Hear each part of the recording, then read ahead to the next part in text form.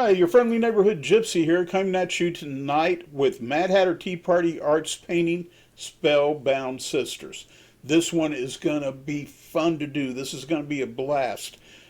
One of the reasons why it's going to be a blast is because it not only contains some familiar images, but it is very bright and it is very colorful. There's a lot of paint in this one. You're going to enjoy this one. It's one you'll want to hang up every single Halloween. Yes, it's Halloween themed. We're getting ready to move into the Halloween season, so what better thing to do except start off with a wonderful Halloween themed painting. It's a coven of witches, three sisters. I don't know if you know this or not, but in order for witches to have a coven, there has to be at least three of them. A very powerful coven consists of three sisters. That's why this one's called Spellbound Witches.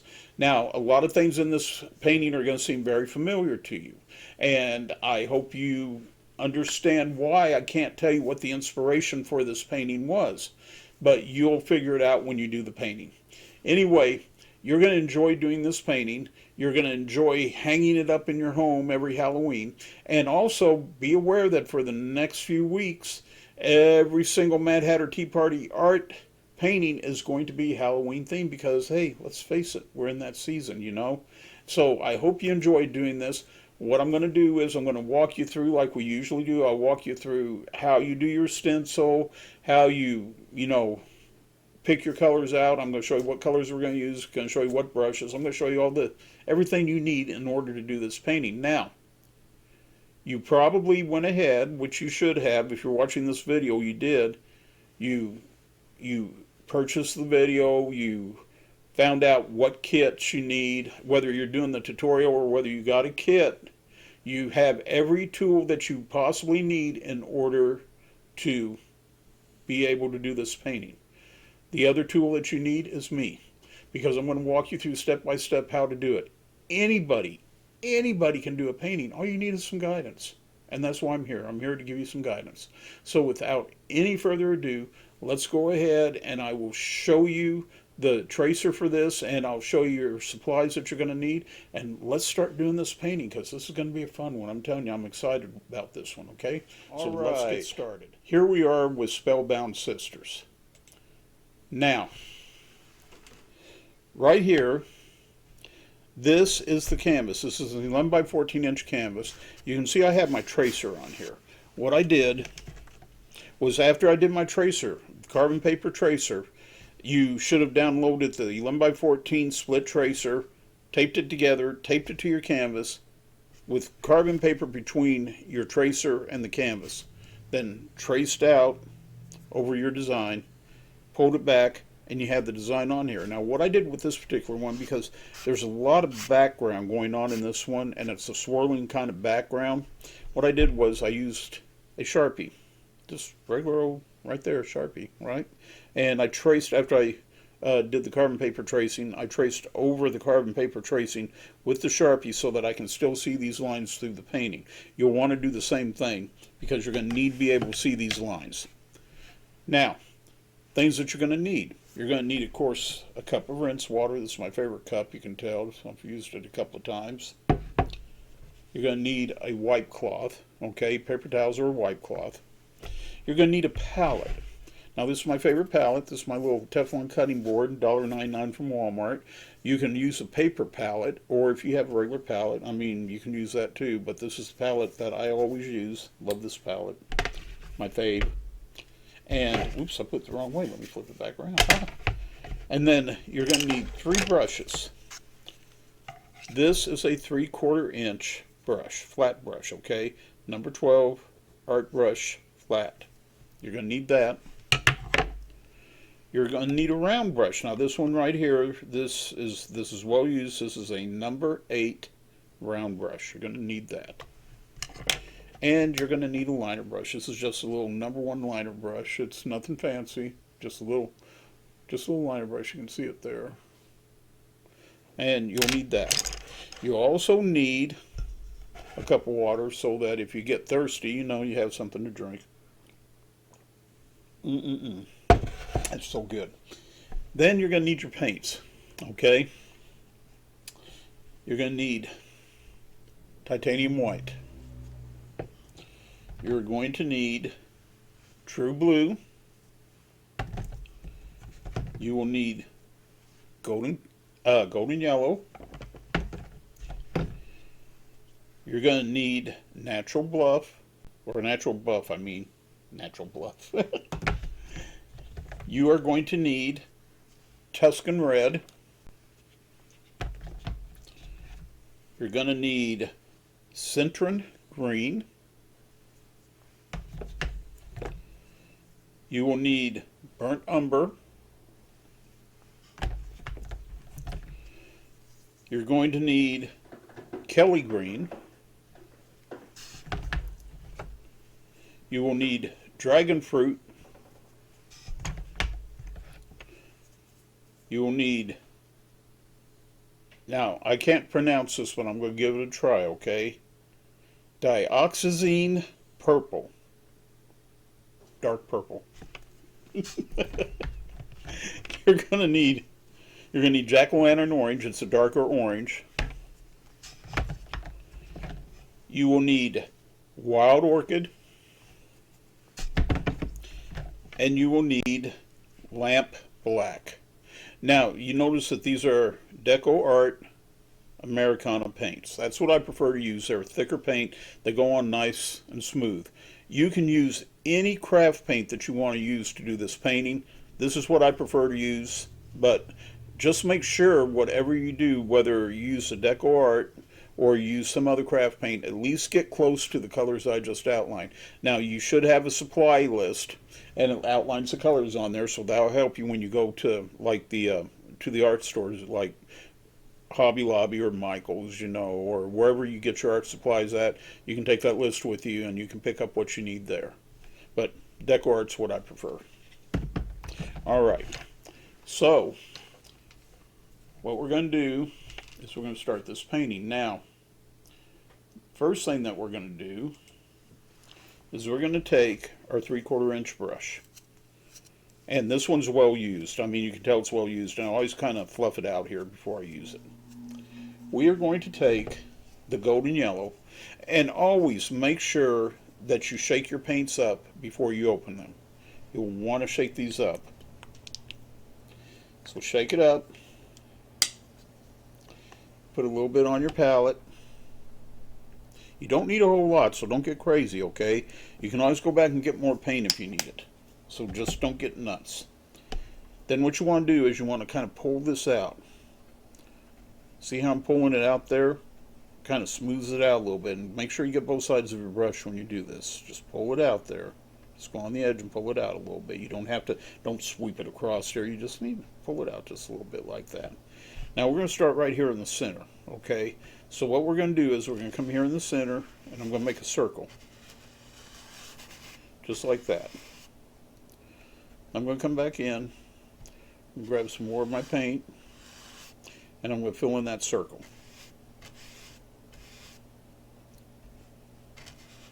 Just go right over and fill it in there. See, that ain't hard at all, is it? Just simply fill in that circle, just like that. Pretty easy. Your circle don't have to be perfect. There's no reason for it to be. Now, once you get the circle filled in, what I want you to do is I want you to start making a spiral. Just like that. Just come and make this spiral. This painting has got to be magical, so we're going to make it magical, right? So do the spiral. It's going to be one beautiful painting. Make a spiral.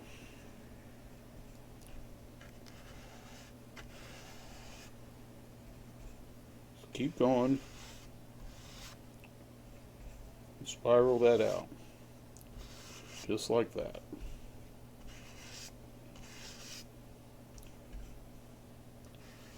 Do your spiral until you come to the very end of the spiral.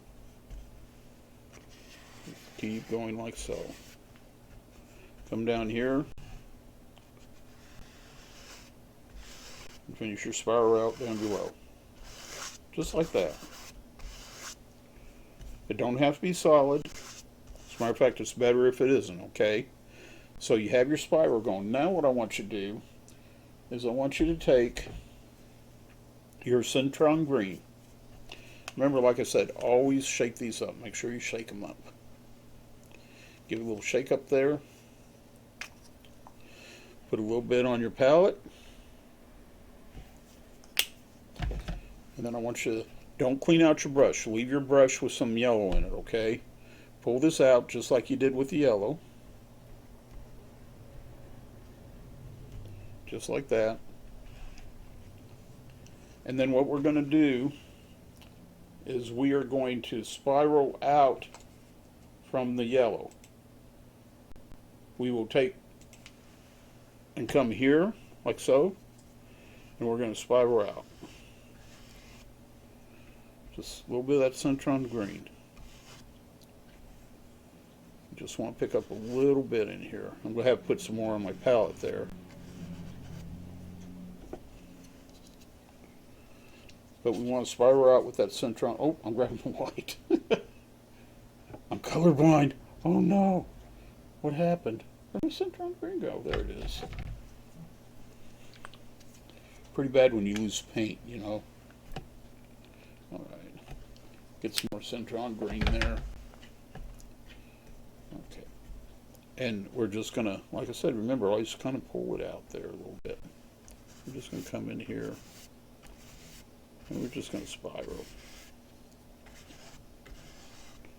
Now, when you get about to this point here, right about in here, what I want you to do is I want you to go back to your yellow and run the citron green on the yellow so no white canvas shows through. Again, don't have to be perfect, just kind of throw some citron green on there so that no white canvas is showing through. Okay? So, we're going to come up with this third sister's hand right here. And that's where you're going to stop your citron green at, is right there. Then you're going to get your true blue. Make sure you shake it up.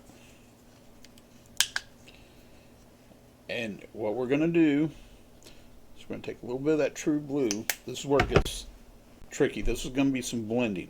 Don't clean your brush. Again, don't clean your brush. Leave it with the colors that are already in there because we need those, okay? So you're going to come up here with the blue. Start your blue up, okay? But then I want you to come back here and I want you to kind of feather that blue back in. Just feather it in right on top of that citron green until it disappears. Just feather it until it disappears. Just like that. See how it just disappears? Then come back up here. And I want you to continue on with what you were doing with the blue. Okay? See, it disappears into the citron green so that it looks like it's blending it up into a different color. And that's what we want. Then come back in here with your blue. And continue your blue on. I want you to blend it back as you do this. Okay? And keep that blue going. And keep that blue going. You're going to take that blue on around, like so. And make sure that you blend back and that you have no white canvas showing. So you just kind of brush that back. Brush it back on itself. You want no white canvas showing at all. Just like that. Okay? No white canvas. Now, come down here. Now use the edge of your brush so you can fill that area in right there. Okay? And come here. Don't dip your brush again. Let it kind of run itself out. You see how that blue is kind of turning into a green color as we do this? That's what we want to happen. Okay? We want it to turn kind of a green color. Now, when you get to this point here, as you come around, you're going to stop right here at the bottom of the second sister skirt. That's where we're going to stop at. Now, I want you to take your white. See, this gets real interesting, don't it? I want you to take your white. I want you to put it right next to that blue, because we're going to pick up both blue and white. Okay? Without cleaning your brush. Do not clean your brush. Grab some of that white. I want you to start working it up this direction. See, it's picking up that color there.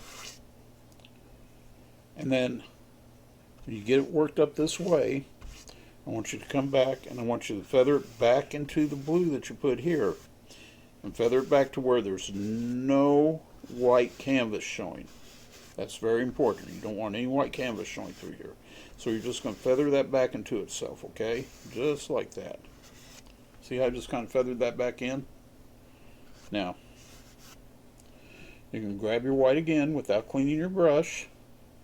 You can use the edge right here to just kind of come up and kind of fill that in right there. Bring it back like so. Then grab that, and you want to bring your white right up into here. And you want to come around with it. See how it's picking up that color there? Come around with that white. Now this is your background. I don't want you to spend a lot of time on the background, but I do want you to be aware that you need to make sure that you don't have any white canvas showing on your background. Now, I'm going to come like this with this. And what I'm going to do now is I'm going to get some more golden yellow. And now I told you there's a lot of colors in this. Get a little more golden yellow there. And what I'm going to do with that golden yellow is don't clean your brush, don't clean your brush. What I'm going to do with that golden yellow is I'm going to come in here using the side of the brush. And I'm going to do some blending. I'm just going to blend back in like that. See how I'm just kind of these little short strokes that I'm doing. They're just little short strokes to blend some of that back in. Just little tiny short strokes. Just like that. Short little strokes. We're going to do a little blending there. I need to get a little more yellow on there. We're going to blend back in through here a little bit. Just like so. You just want to blend all that back in. Just like that. So that you have this kind of swirl thing going on here. Okay? You definitely want the feeling of that swirl. Now, I want you to take, without cleaning your brush, I want you to take the blue again. And this time, I want you to do the corners. Okay? So basically what you're going to do is just brush in those corners. Just get those corners brushed in. Just want to get them all brushed in.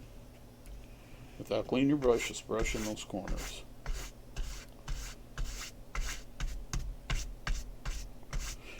You can see how it's hard to see the design underneath the paint. Now you know why I said use the Sharpie. You're just going to come in on these corners. You're just going to brush those corners in. Just like that. Brush them all in. Brush it in.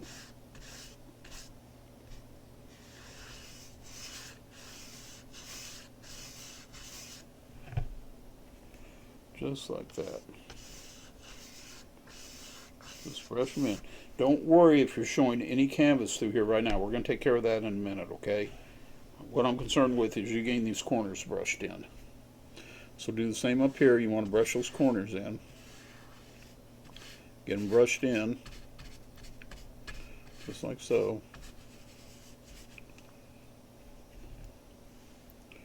Brush them in. Just like that.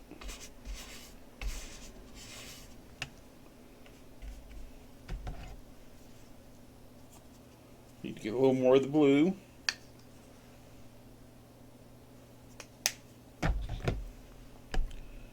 We're going to come in here and brush those corners and make sure those corners get brushed in really nice.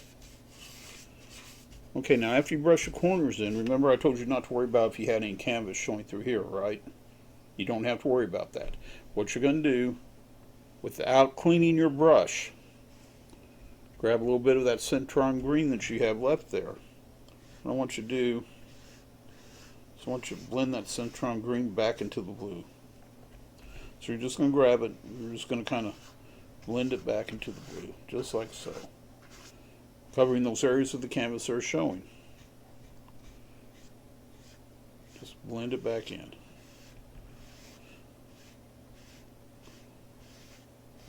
Just like that. Come back here, again with your Centron green, just grab it there, blend this back in, blend it up and around without cleaning your brush. Just blend that back in, up and around. Just like so. You're just going to come around, you're just swirling, okay? You're just swirling, that's all you're doing. You're creating a magical swirl around these three Spellbound Sisters. Just swirl it up. And soon it just kind of dissipates away. So now you have this magic swirl around the sisters. It's kind of mystical, it's kind of magical, which is what we want here. I'm just gonna blend all that back in. Okay, now you can clean your brush. Clean the brush out. Get it as clean as you can possibly get it.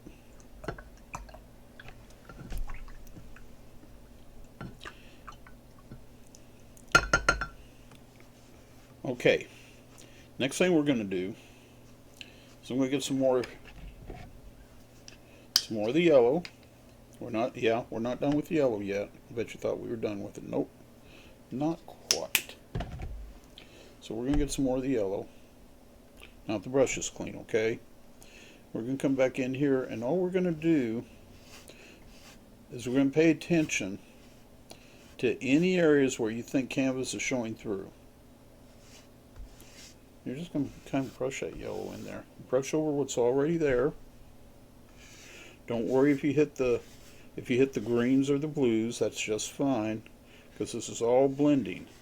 You're just blending is all you're doing. You're just creating a nice little blend effect. Very magical blend effect. Very mystical. Any place where you think canvas is showing through, just take your yellow and just blend it back over the top, just like so. Now we have a very magical and very mystical background for these three Spellbound Sisters. They're creating a lot of magic. A lot of magic.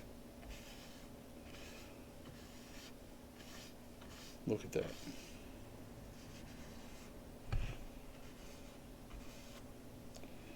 Okay, so there's your background. Your magical, mystical, swirling background for your Spellbound Sisters. Now, let's start making the sisters look magical. Clean out your brush. Make sure you clean it out. Never leave paint to dry on your brush. That's the worst thing you can do. I see people do that, and they end up ruining brushes. No matter how many times you have to run back and forth with your brush in your water, make sure you clean it out. Always clean it. Okay. Now, what we're going to do is we're going to create these Spellbound Sisters by using some of the natural buff. This is to start with, okay? Put a little bit of the natural buff down. And we're going to use a little bit, where's it at? There it is. We're going to use a little bit of the dragon fruit, okay? And, I don't know if I can get it open there. Just like so. And what I'm going to do is I'm going to pull a little bit of this natural buff, and we'll pull it out here. I'm going to grab just a tiny little touch of that dragon fruit, and I'm going to mix it in with the natural buff. See how it's creating a kind of pink color there? That's what we want. We want that pink color. Okay. Always, if you're right-handed, always start on the left side of your canvas. If you're left-handed, start on the right side. That way you're not dragging your hand across the canvas, okay? So what we're going to do is we're just going to go in here, and we are going to fill in the little arm. Just like so. A little more here. Mix it up.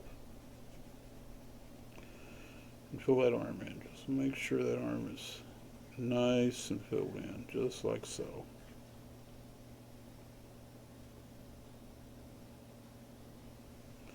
Okay, and then we're going to do the same thing with her face. We're going to grab a little bit of this natural buff, a little dragon fruit. We're going to come in here and we're going to do her face. Now her face does not have to be highly detailed, okay? Absolutely is not necessary. And then we're going to do her breast. Just come in here. Just paint it in. Just like so. Pretty easy. Again, we need to get the other arm. So we're just going to grab a little bit here. Mix it up. We're going to do that arm. Just paint right over it. Okay. So she's holding a broom.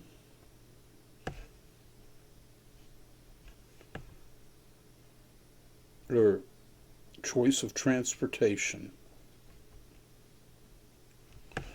And we got, basically, she, for all practical purposes, is done. Now, we're going to come back and do a couple of little extra things to her, but as far as her base coat, that's done. Okay? We're going to go to the next sister, the sister in the center. And we're going to start with her face, which is right here. It's that little area right there. And fill that in, and then we're going to get her neck. We're going to come down here on her neck, get her neck. Then we're going to get her arm. Let's come up here and paint this arm. Just like that.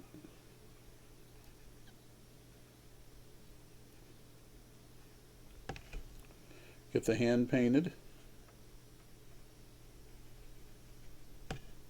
And then she's got a little piece of arm showing right here. We want to make sure we get that. Don't miss that. Okay. The third sister, we're going to come in. We're going to get her. We're going to get her face first. She's got a pretty big nose. So we'll get the face first and get the nose in there. And then we're going to get her arm. She's only got one arm showing. And it's holding a vacuum cleaner, which is her right of choice. Don't ask me why she chose a vacuum cleaner, but, you know, hey, if that's what she wants to ride on, that's her business. Who are we to question her? You know, we wouldn't want them to put us underneath a curse of any sort. We'll go back in here. We'll grab a little more natural buff. I want her not quite as pink, so I'll throw some natural buff over the top of what I've already painted on her. And it'll lighten her up a little bit. See? She'll still have that kind of... I don't like the term flesh tone because, honestly, everybody has flesh tone. It just depends on what your heritage is. So, in this case, these three sisters, they're of English heritage or of Anglo-Saxon, Caucasian heritage, so their skin tone's going to be a little bit lighter. It won't be darker. Get her fingers outlined there. Okay, so now we have their flesh tones going. If you think that what you did is too dark, don't hesitate to go in there and add a little bit of the natural buff over the top of it. Lighten it up a little bit. You just have to use a little bit and you can lighten it up. Okay, next step is we're going to deal with the magic that's going on up here. Okay? Not worried about doing their costumes yet, but we do need to take care of the magic that's happening at the top. So, rinse out your brush.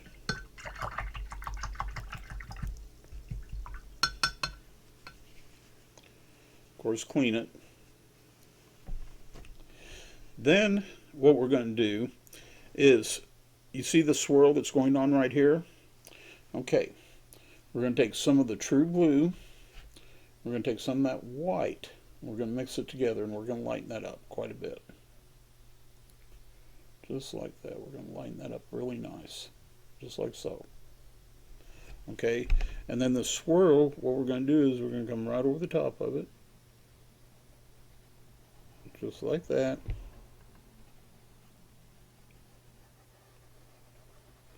We're going to create this magical swirl going on,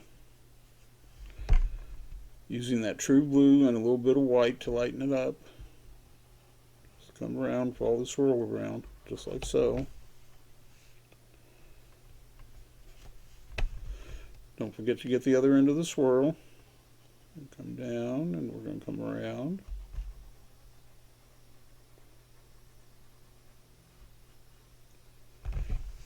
And we got that swirl going on there. We're going to take,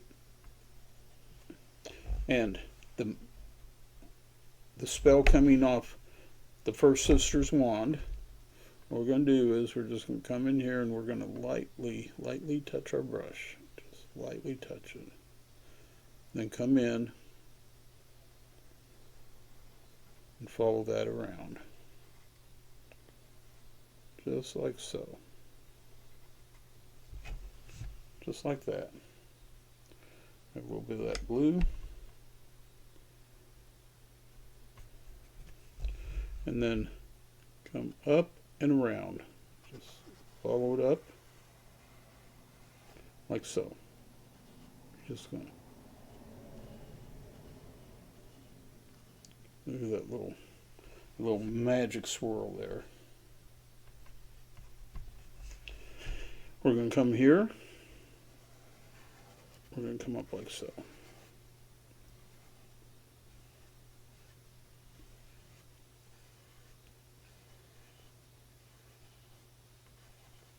We're going to kind of blend into that swirl. Just like that. Now, once you get that done, what I want you to do is I want you to grab white. Don't clean your brush. This is another instance where you don't clean your brush, okay? I want you to grab that white, and where you just did that swirl, go up through the center of the swirl. Just kind of have to drag your brush through the center of the swirl.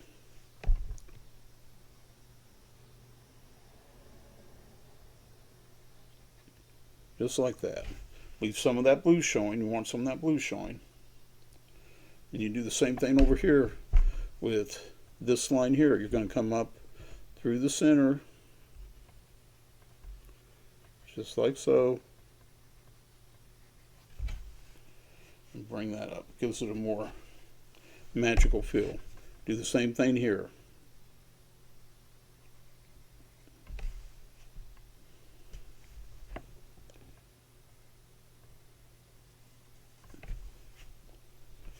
And come over here and do the same thing through here. You want to come up through the center of the swirl. Come over here, come off this edge here, and come up. You just want that to kind of dissipate. So it's just going to kind of dissipate into the swirl. Just like that. So now we have that magical swirl going up there. What about these dots? Well, you're going to clean your brush.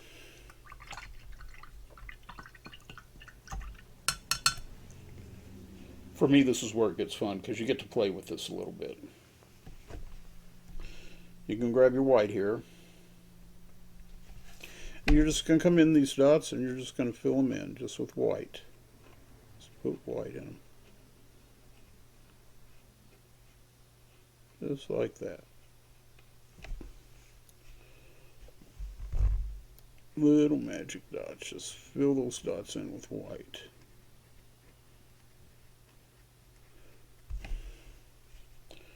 Now when you do these dots, we're not done with these dots yet, okay? Just because you're filling them in with white don't mean you're done. We got something special to do with those but it's something that we're going to come back to. Right now, just do the little white dots up there. Little white dots, just like so.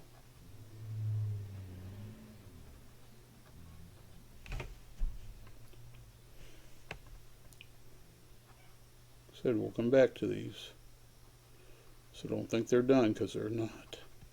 We got more magic to create. That little dot kind of went off to the side. Let's straighten that out a little bit. There we go. Get this last one right here. All right.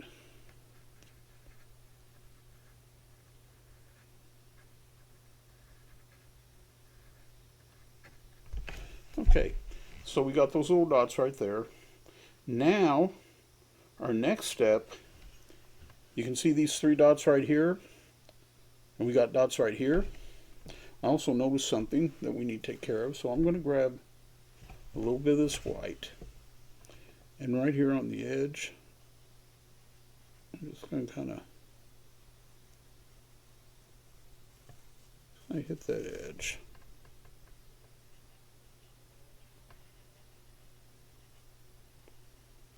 Now, something you need to know about these paintings, that when I create them for you, when I videotape this and I'm creating them for you, I have not done another painting before these. The sample painting that I worked on to try to figure it all out, I am actually painting this with you at the same time that you're painting it. In other words, this is the first time I've ever painted this painting. This is it. The very first time. So, as I'm doing this, you're doing it with me for the very first time. I'm going to, right here on the edge, so bring that down and around right on that edge. Just like that.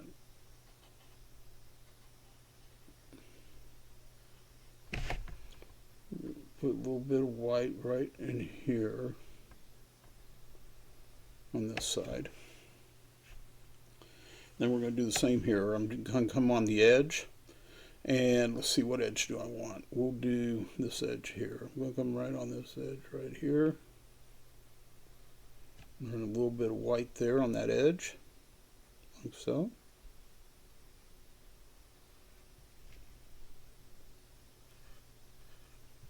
And there we go.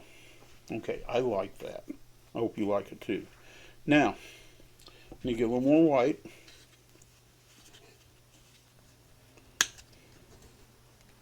Because I need to get, before we go any further, I need to get these 3 dots here. Just like so. Get this dot here.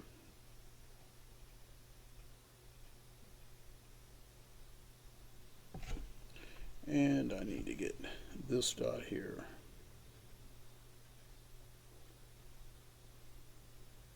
Like I said, we're not done with these dots. This is just the beginning for them, okay? We're going to come back to those. Now, our next step, oh, hold on. I almost missed these right here.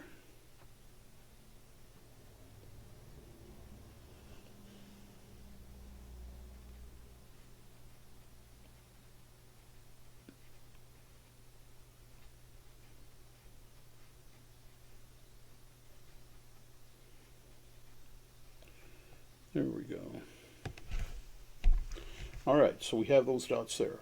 Now, our next step is we're going to take this broom right here, and we're going to make it look like a broom. Notice I still have white in this brush, and I want that white in the brush. We're going to take our burnt umber, shake it up, baby. Get a little bit here on the palette. And just like I've always done, as I instruct you to do. I want you to pull it out. Get both sides of that brush without cleaning that brush out. You want that white in there, okay?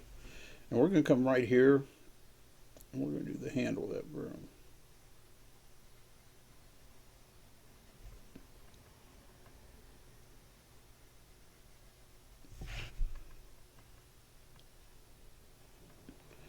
And that's all there is to the handle. I mean, there's really not much more to the handle. That's it. I need to come right here and put just a little touch of the handle there. But that's all you're going to do with the handle. There's nothing else that has to be done with that at all. That handle is done. It's finished. Okay? Now, what we're going to do is we're going to clean out the brush.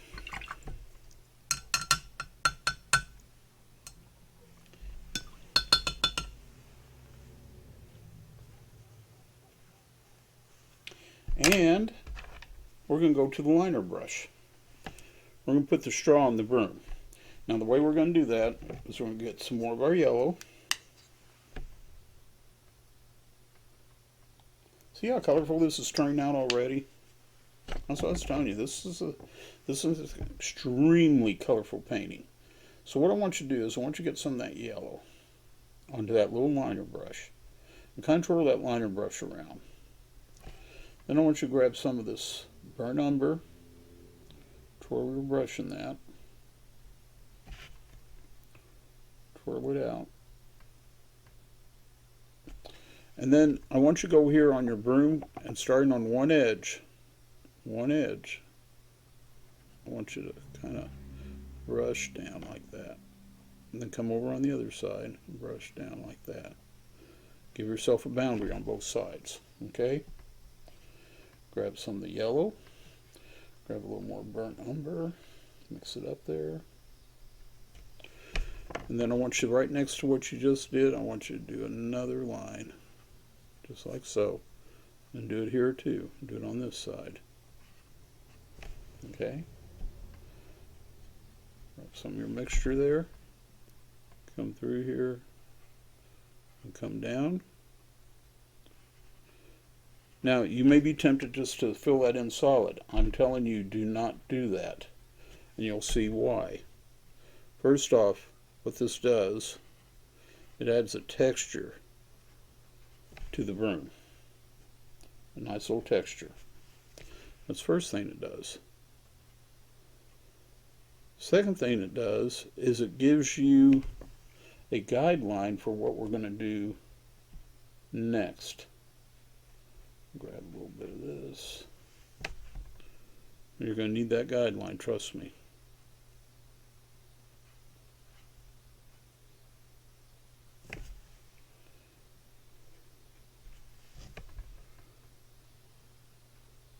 Okay. Now, when you get that done, I want you to grab a little yellow, grab a little more of your burnt umber, come down here, a little darker. We want this a little darker. I want you to do this bottom part right here. Do your outside edge first, like so, okay. Do the outside edge of this, just like that. Then get a little yellow, and come in here and mix it up, get a lighter shade here, and I want you to come in here and I want you to, again, texturing this out, okay. These are bristles on a broom, and you want them to look like bristles on a broom. That's all important. Now, once you get that done, I want you to just take the yellow, just the yellow. Don't go back to your burnt umber. You don't have to clean your liner brush. Okay, and what I want you to do is I want you to come in here, and I want you to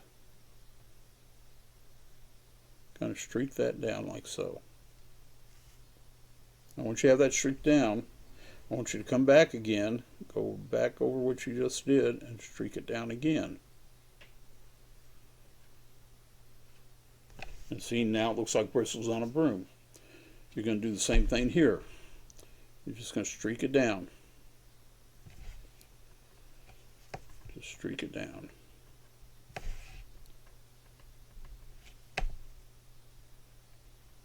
And then do the same thing on the top knot right there. Just kind of streak it in there, just like that. Okay? See, that's all there is to it. Now you have the bristles of the broom. Next thing, clean your brush out. I want you to take your burr number, just plain burr number, and I want you to come down the side of the broom. Just run a line along the side of the broom. Just give it a little shade, just a little shadow. Just like that. Just run a little line down the side there. Okay. Now when you get that done, clean your brush again. Grab a little bit of your white. And I want you to go line right there. Grab the white again, and I want you to put a line right across here like so. Just like that. And you got the first sister's broom. Pretty neat, huh? I say neat. Okay, I did say neat. Now, we're going to start filling in the sister, okay? What we're going to start is, we're going to start at the bottom and we're actually going to work up. So you need to get some lamp black. And I want a real contrast between her socks and between her shoes. So what I'm going to do is I'm going to take some of this burnt umber and I'm going to do her shoes in the burnt umber. Just like this.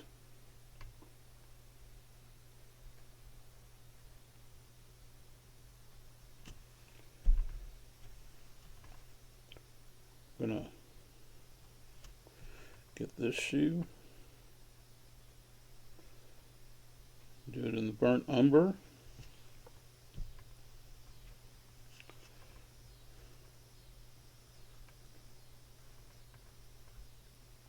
Just like so. Just like that. Then I'm going to take just a touch of the black, just a little touch of the black here. What I'm going to do, I'm going to go on the bottom part of the shoe and create the sole of the shoe. So I'm just going to, a little touch of black. Then we're going to come down and create the sole of the shoe. Real simple. Without cleaning your brush, grab a little bit of the burnt umber, come to the next sister, and do her shoe. Now you can see that picked up some black. The reason why you didn't want to clean your brush is because we want a contrast between the sister shoes. They're not all going to be identical. So this creates a contrast between your sister shoes. We're going to make these shoes.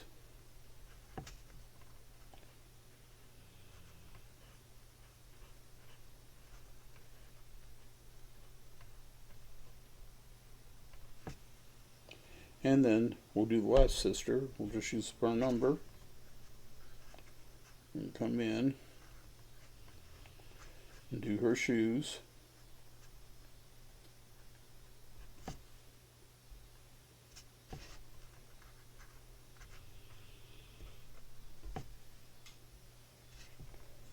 Go her shoes in.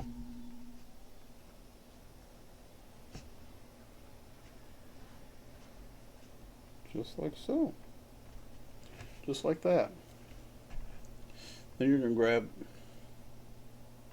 a little bit of the black, and again, we're going to do the soles of the shoes.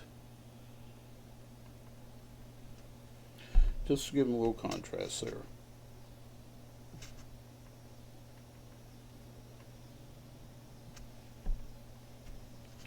Do this pair of shoes. Do the soles. And now we've done the sister shoes. Now, Next thing you're going to do is you're going to still keep the black. You're going to come here on the sock, and the one that's closest to the shoe, you want to make that stripe in the sock black. Then come up and do the next stripe in the sock, which will also be black.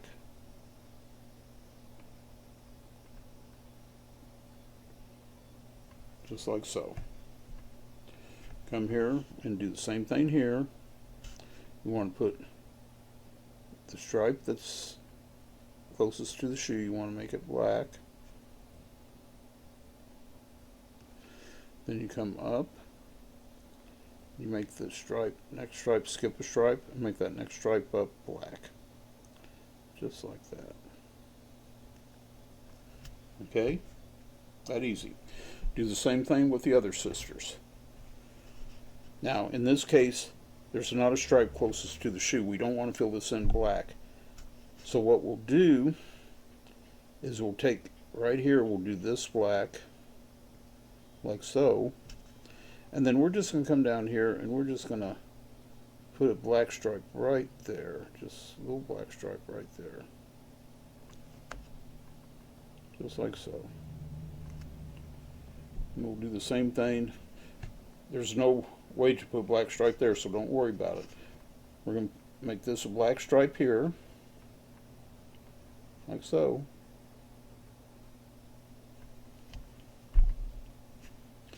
And we're going to make this a black stripe here. Just like that. That easy.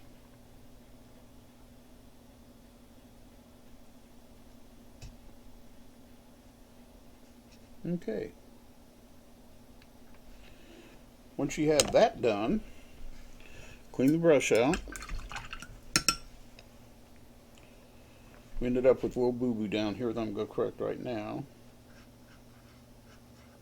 Look, we corrected a boo-boo. Alright, take some white. You know, I always kind of chuckle. Bob Ross said there's no mistakes, just happy accidents. Love, Bob. Rest in peace. God bless you, Mr. Ross. But you're wrong. There are mistakes. There's accidents that happen, but there's mistakes. Nice thing is that you can use your paint to correct any mistakes that you may make. And trust me, I'm far from being perfect. I have made so many mistakes when I've been doing paintings, but you know, fortunately, I was able to go back and correct those mistakes.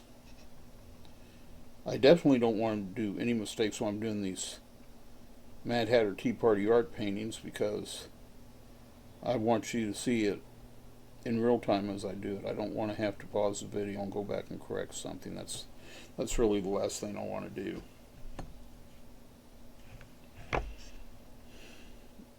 If I make a mistake, what I want for you is for you to see me correct it.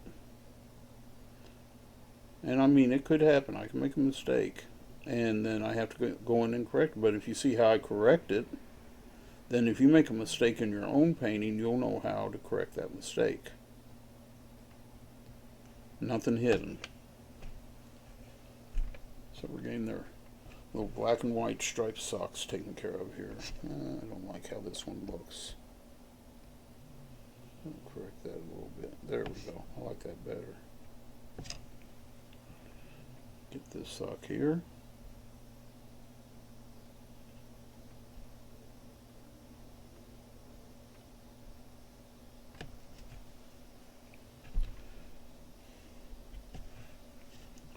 Alright, so as I finish up this sock, let's recap where we are right now. We've done the background. We've done some elements in the background. We've done a broom. And we've done the sisters' shoes. And their socks. Here's the last sock right here. Now,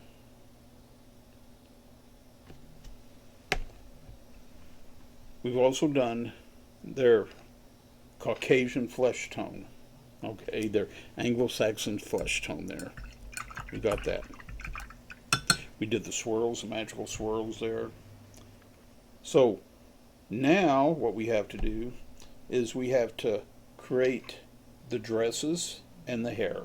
Okay, and there's some other elements that have to be addressed here, but that's where we're going to start first, is with the dresses and the hair. So what we're going to do is this one here, she's got a kind of red dress. It has some dark areas and it has some lace. So we're going to recreate all of that with her dress. The way we're going to do that is we are going to take our round brush, and I think I'm going to sneeze here in a minute. I did. I felt it coming on. Okay, so what we're going to do is we're going to get our Tuscan red.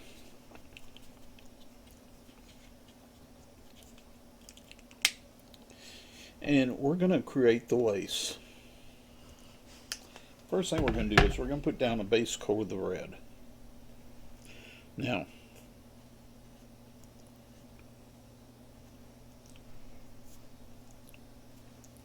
run down here, put down the base coat of red on her. Tuscan red is a darker red, and it's what I really want to use for this. I want to use a dark red.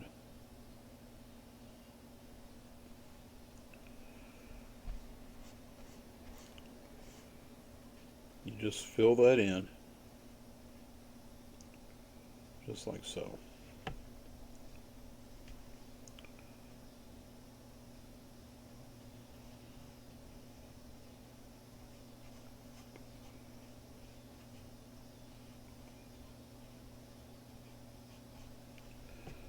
We'll get her dress all filled in, her witchy little dress here.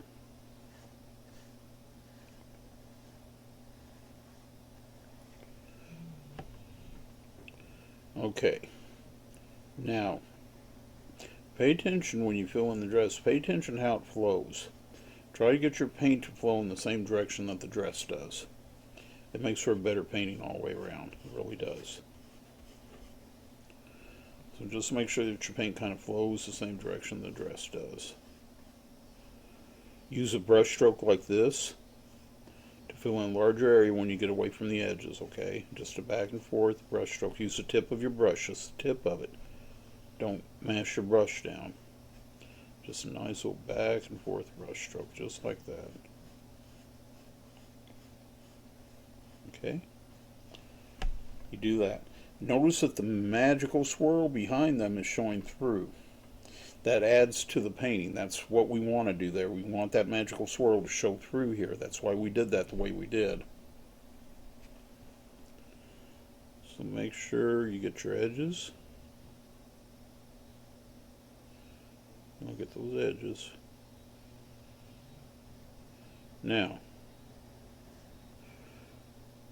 once you have her skirt done, what I want you to do, I want you to take some of that burnt umber that you have over here, just a little bit of it, spread it out there. And see, you can see it picked up some of the red there, which is what we want to do. What we want to do is we want to add some shadow into her dress. So you're just going to kind of brush some shadow in there. That's what you're going to do. You can brush a little shadow in there. Just give it a little bit of shadow. Just brush it in there. Brush some shadow back into it. If you need to get some more burnt umber, get it. Make sure you mix it up. Brush that shadow in. Just brush it in there.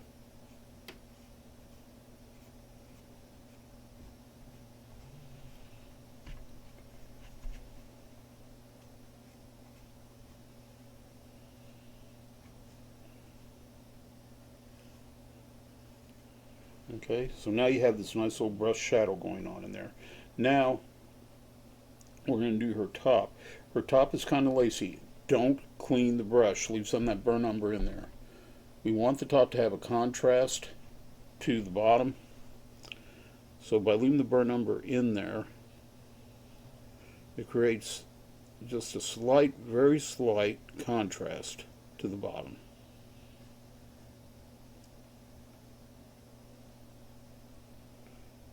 Do the sleeve.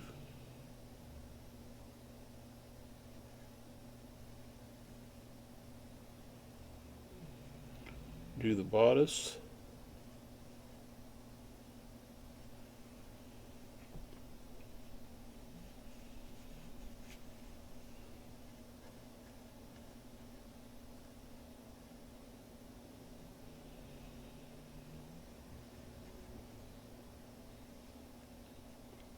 Just like so.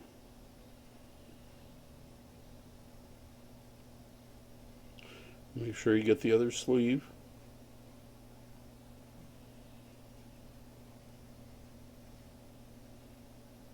Okay. See, the top is just slightly darker than the bottom is, and I'm actually going to darken it up just a little bit more. I want it a little bit darker than that bottom, so I'm going to throw some more burr number into it just to darken it up just a little bit more.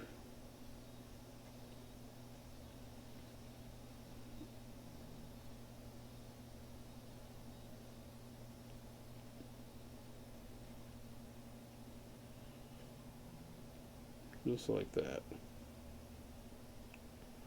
Okay, now we're going to create the lace effect that her top has.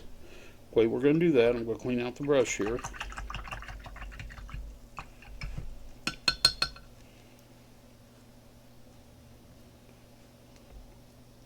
First thing we're going to do is we're going to give her, we're going to take some white while that is still wet, and here at the front we're going to give her some lace to kind of close the front up. So we're just going to, just little X's, that's all you have to do. Gives the effect that we want to give, okay? So you do those little X's right there. Let me get some more white on my brush. There we go. Okay, so that's the first thing we're going to do. Next thing we're going to do is we're going to put lace on the edge of the sleeves. So all you do to do that is you just do these little swishes like that, right on the edge of the sleeve. And do the other sleeve just the same way. You're going to do little swishes on the edge of the sleeve, just like that. Just little swishes.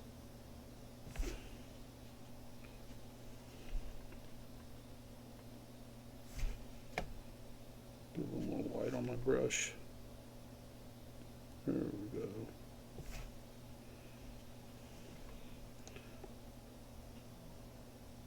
Just like that. Just those little swishes right there on the edge of the sleeve. Then, what I want you to do is I want you to take your brush, you got a little bit of white on it, right? And I want you to put little dots on her top. And you can press the brush down a little bit and let them kind of fade out. And do the same thing here, just little dots. Just little dots.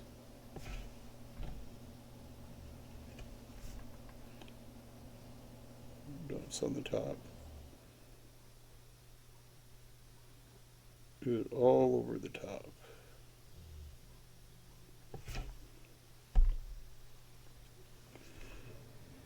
Just little dots.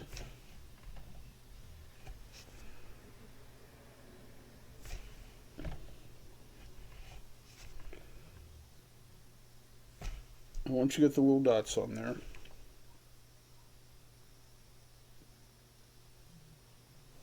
what I want you to do is at her top, on her very top here, I want you to put the same type of swishes that you put on the sleeves. Put little swishes at the top.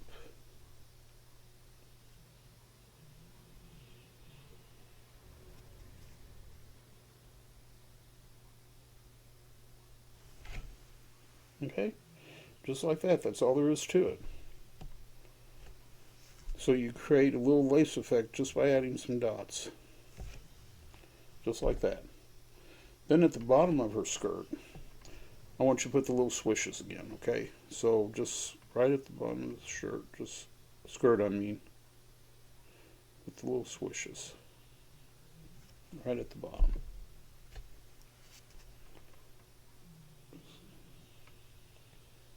Get the little swish.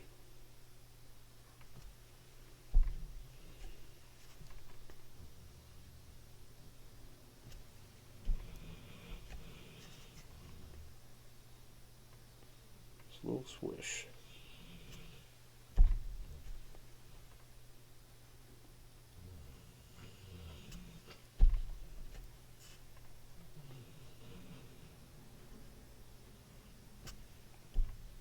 Little swishies. Just like that. And that sister's dress is done. We're going to add a little more shadow in here as soon as it dries a little bit more. But as far as the main elements of this dress, it is done. You got your little dots in here. And like I said, you can press down on the brush a little bit. They don't have to be perfect. Okay. So that's her dress. Now we got to do her hair. Okay, I think what we want her hair almost a platinum blonde. What do you think? Platinum blonde look good on her? So I'm going to take some white, grab some white here, and what I'm going to do is I'm going to come in here and I'm going to make the streaks of her hair. Using that white, we're going to just kind of make the streaks of her hair.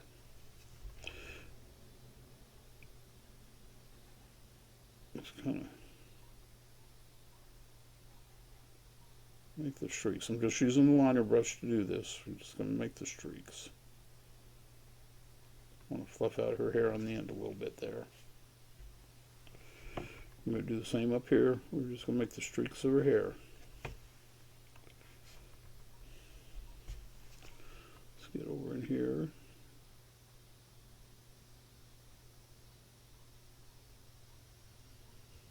She's got long flowing hair. So we want to make sure that, we give that effect.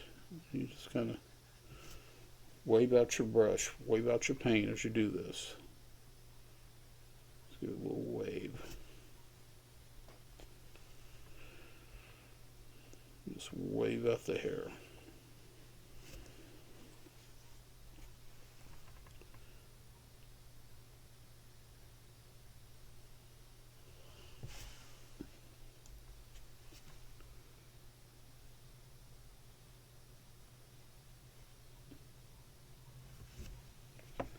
Wave it out.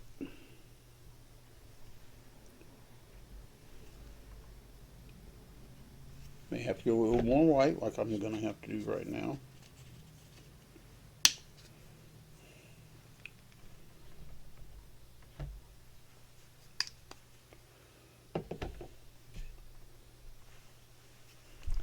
But we want to wave that hair out.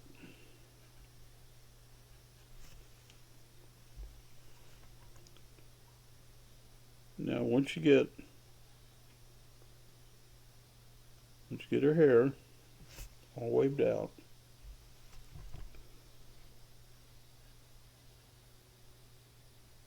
we don't want her white-headed. We want her platinum blonde. Okay? So that means, there's two types of platinum. There's platinum blonde and then there's just platinum. We don't want her bleached out here. We do want her hair very light, but we don't want bleached out. So what we're going to do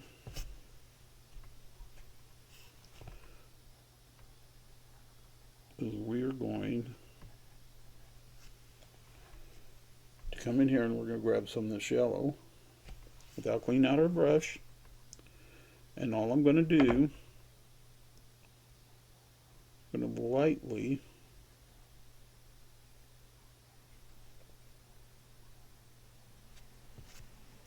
start at the top.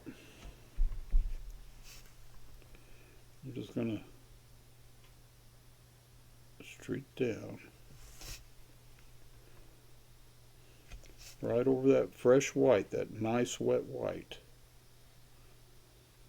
That will create the platinum blonde effect that we're wanting. See, we're just coming right here, and we're just streaking it down. A little bit right here. Just right over that fresh white, we're just going to streak it down. See that nice effect that's giving? It's giving the hair effect. Just like that. We're going to do the same with the rest of her hair. Get this front part here, and we're just going to kind of streak that down in there. Just like so.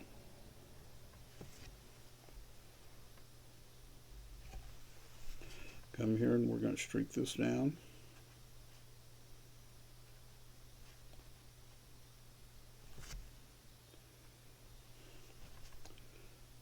Just kind of streak that out.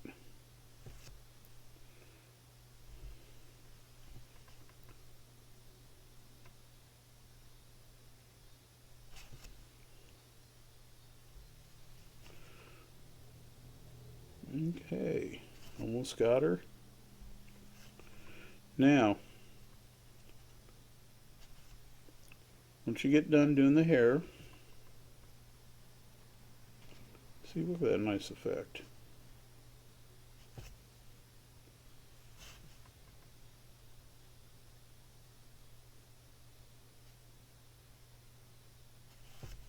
Once you get done doing her hair, what we're going to do next, so we're going to do her belt, which is the burnt umber. It's just all, that's all it is. It's just burnt umber. So we're going to do her belt. Just fill that in. Just use your liner brush. Fill it in without cleaning your brush really out any. Just do her belt. Clean your brush out. Now, what I want you to do is I want you to take some of that dragon fruit and grab some of this natural buff. And I want it a little bit darker than what we did when we did her skin. Just slightly darker. Just like that. Okay? What we're going to do is we're going to come here and we're going to follow the contours of her face using that darker color.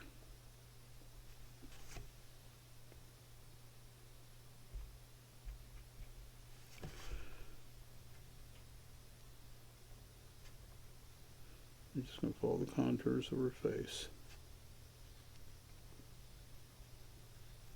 Just like that. Come down here and do the same on her chin. And then follow the line of her breast right here. Do that darker color. And you want to come right here on her cleavage. You want to put that darker color in there on her cleavage. Just like so. I want you to continue on in that same vein. I want you to come here and follow with the darker color. Follow the line of her arm.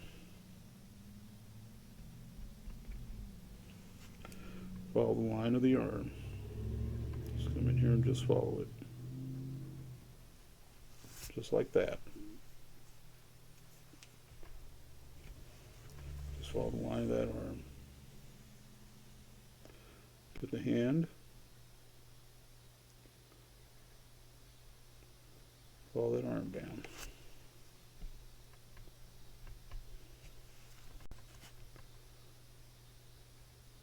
Go right over your black line.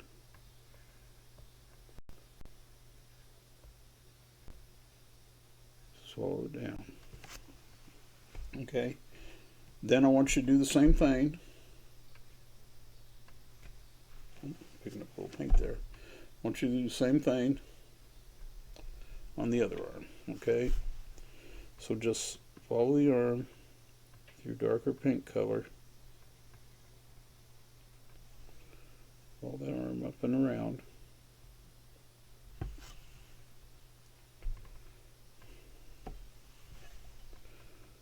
Get this one here.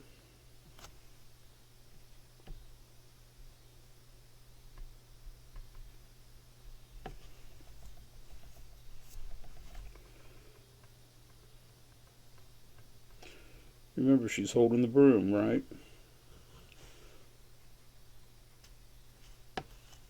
So keep that in mind when you do the hand, and she's holding the broom.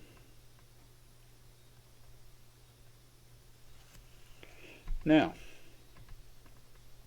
once you have that done, without cleaning out your brush, take your natural buff. And I want you to come back in here. I want you to add some highlights.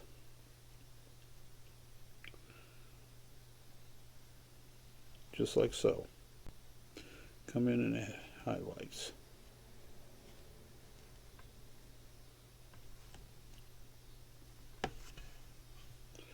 Do the same on the arms. I want you to add highlights.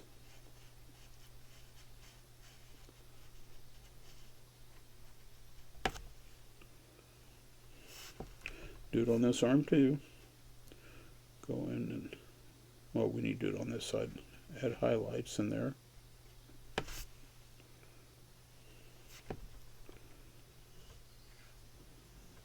Add the highlights so it stands out. Just like so.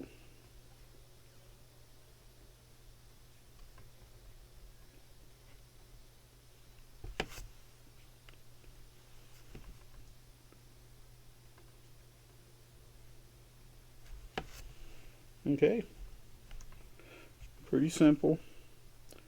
Pretty straightforward.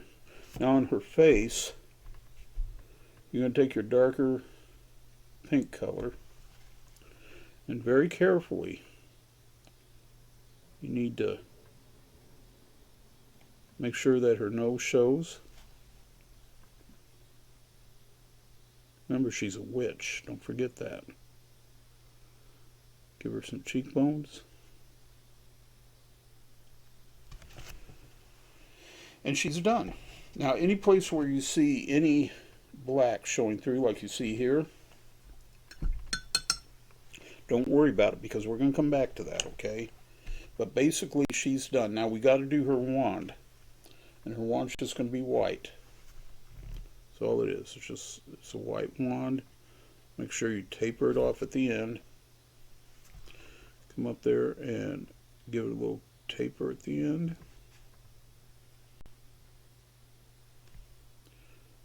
Just like so. Just taper it out. Okay?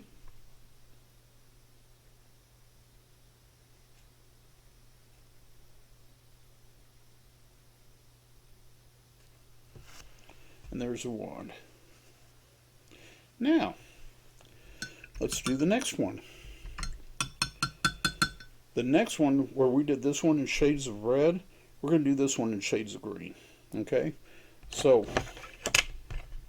we're going to start with her dress, but what we're going to do is we're going to make her skirt, this part right here, we're going to make that purple. So that dark purple that we had, we're going to grab that. We're going to come in and just make it that dark purple.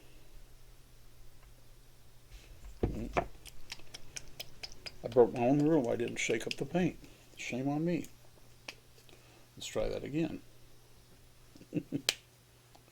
Alright, let's make this dark purple.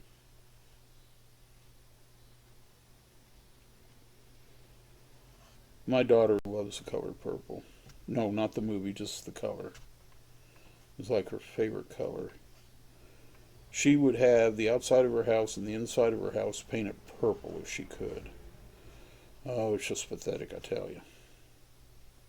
I don't know how her husband puts up with all the purple that she likes to put everywhere. Now, Right now, she would argue, she'd go, I don't have that much purple in my house. I can hear her. I can hear her voice saying it. But it's only because her landlord won't allow her to do that amount of purple. If her landlord would allow her to do that amount of purple, it would be so much purple. Oh my gosh, you can't even imagine. She is a purple nut.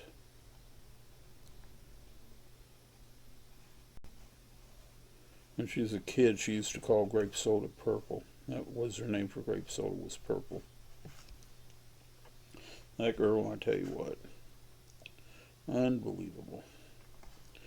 Now you see how translucent this purple is. Well, we're going to take care of that, okay? So what I want you to do after you get your purple on there, I want you to kind of smooth it out, okay? Just kind of smooth it out. Use your brush. Smooth that purple out.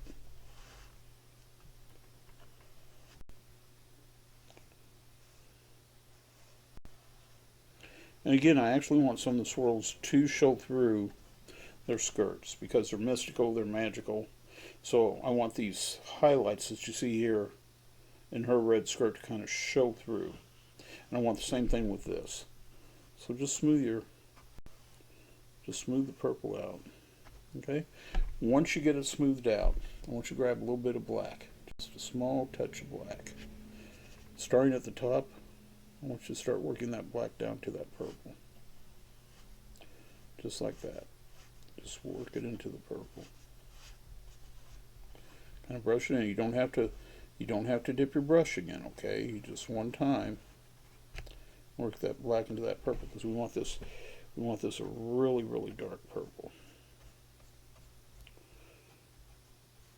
Now I am going to have to dip my brush to come off of this side here to darken that up over there. And we definitely want this a dark purple. Alright, now once you get that done, without cleaning your brush, grab a little touch of white, just a little tiny touch of white.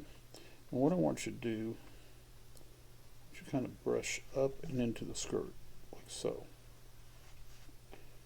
Just brush up and into the skirt. Create a kind of almost velvet effect is what you're wanting to create here.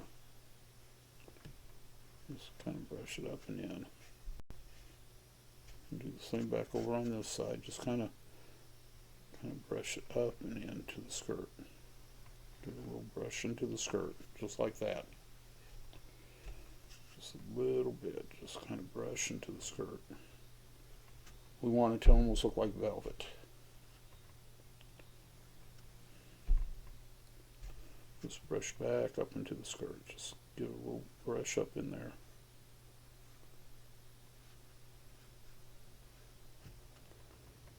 Brush it up into the skirt.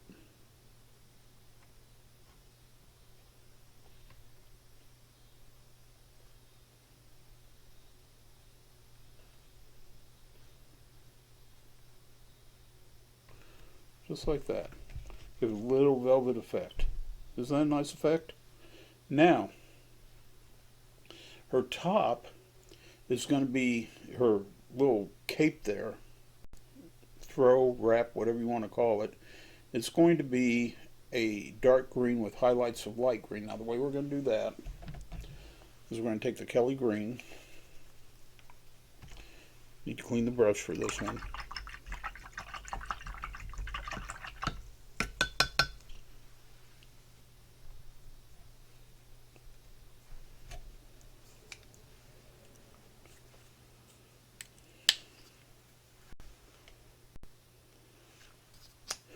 And what I'm going to do, first thing I'm going to do is I'm going to pull that green out.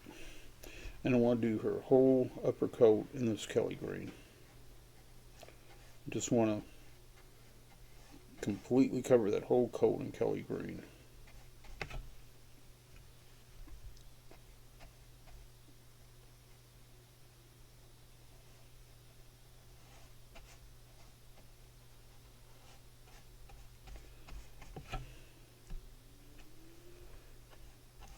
Kelly green all the way across. See how many colors are going into this? Very colorful painting.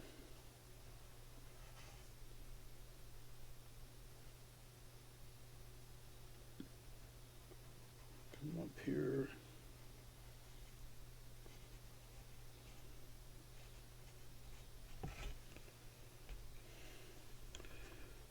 Do this Kelly green all the way up. You want to come around like this.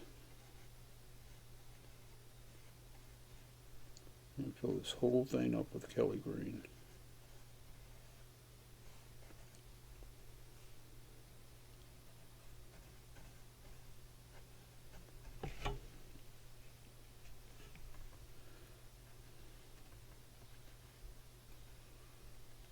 Just like so.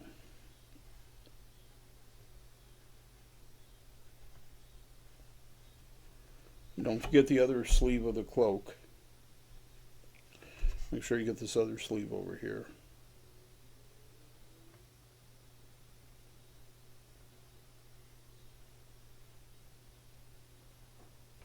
Just like that.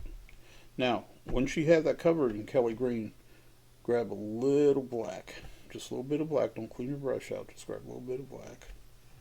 And starting here on this sleeve, I want you to kind of brush that black back in to the cloak. Just like that. Just kind of brush it in. And then come at the top here. Do the same thing. Grab a little black. I want you to start brushing that down. Brush it down her cloak. Just like so. Just brush it down.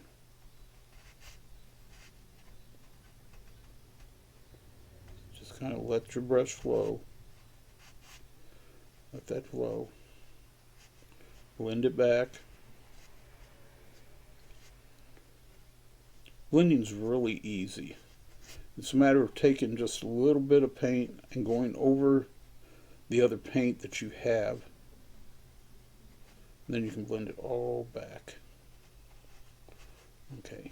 Now after you do that, I want you to get a little more of the black again. And starting at the bottom, I want you to create pleats in her cloak. I'm sorry. Didn't mean to cough there. When you got a cough, you got a cough. Create pleats and shadows in her cloak.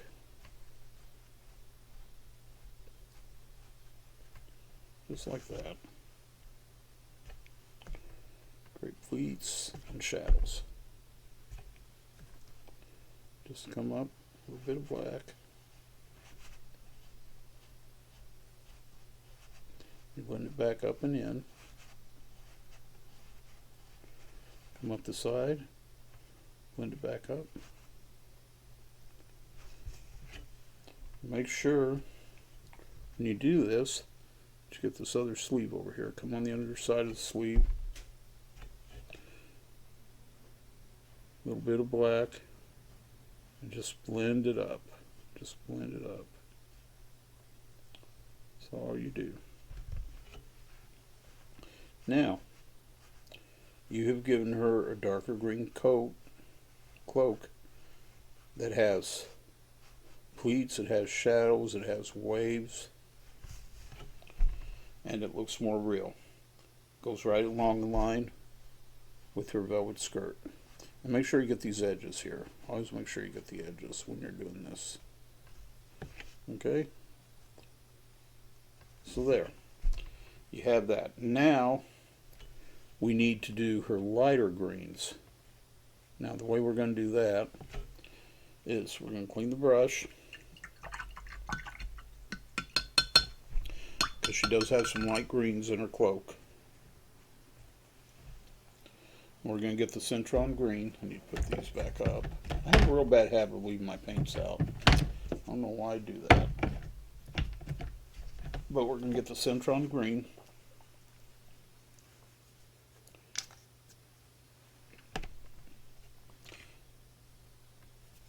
Just need a little bit of it. What we want to do, so we just want to go in here and we want to lightly touch the cloak. Just lightly touch it.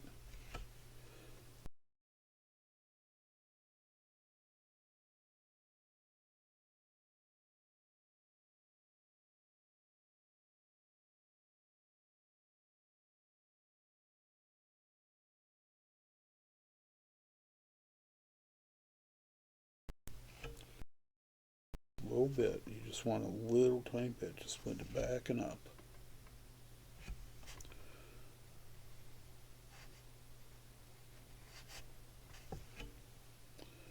Just a little bit. Just I'll go back and up with it. With just a little touch of light green in there. Back and up. Follow the flow of the cloak. There, like so. Okay, once you have that done, once you take your liner brush, once you grab your burnt umber,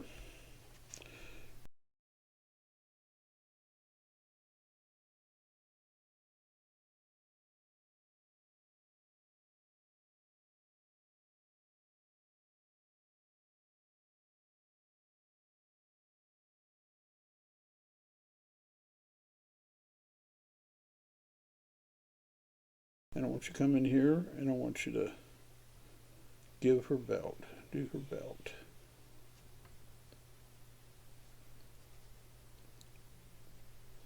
Now that's basically her whole outfit, okay? That's the base of her whole outfit right there. Now, what we're going to do next is we're going to do her hair. What we're going to do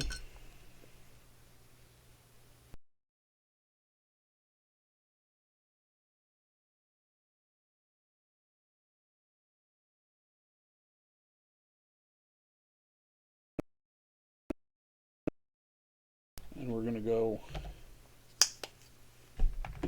just like we did over here with our platinum blonde, okay? We're going to do the same thing with her red hair, with her orange red hair. We're going to kind of follow the contours of the hair. Just follow the contours of the hair and wave. I want to wave all that in right there.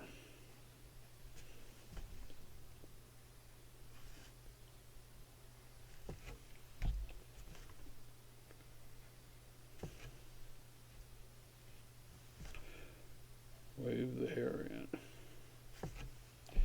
Go completely around. Repeat what you just did. Go completely around.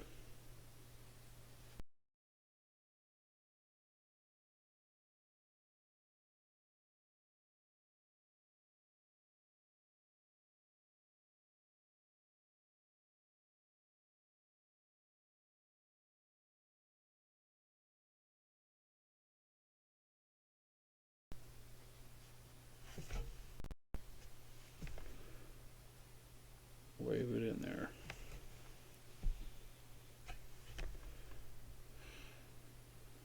Wave it in.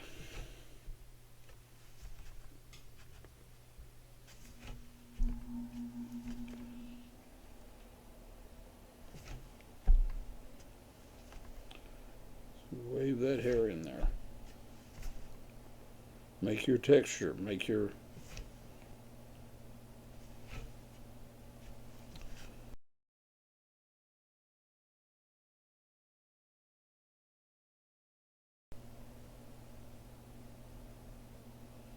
wave it all in.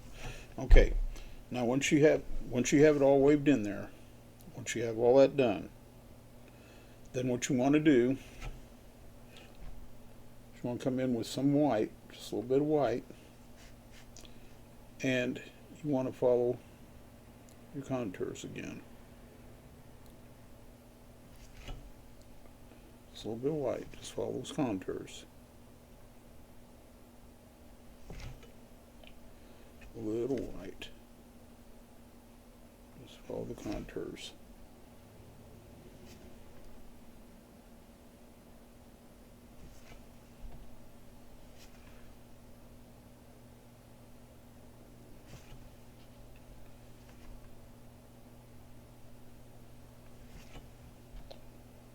Just come all the way around and keep following your wave.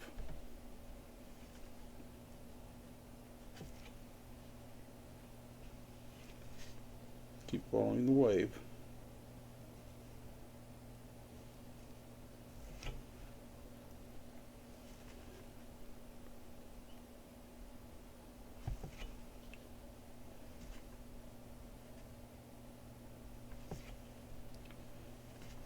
Just follow it around.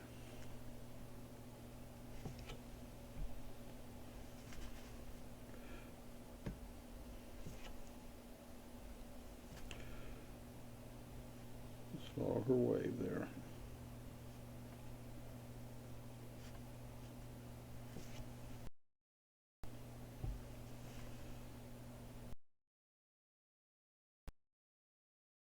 Waves going on there. All right, now once you have followed her waves all the way around, I want you to do next. So I want you to grab a little bit of that, just a little bit, just gonna lightly do it here on the sides, come up. So you just kind of, you're still following your contours, right? But you're creating a little bit of into her hair. Just a little bit of shadow. Don't forget to get this area here. And then, her hair is the most complicated out of all the hairs in this.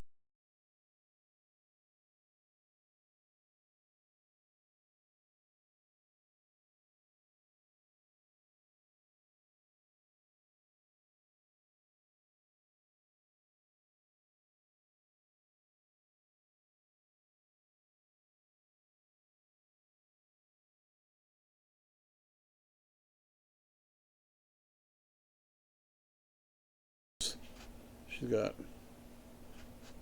really wild hair.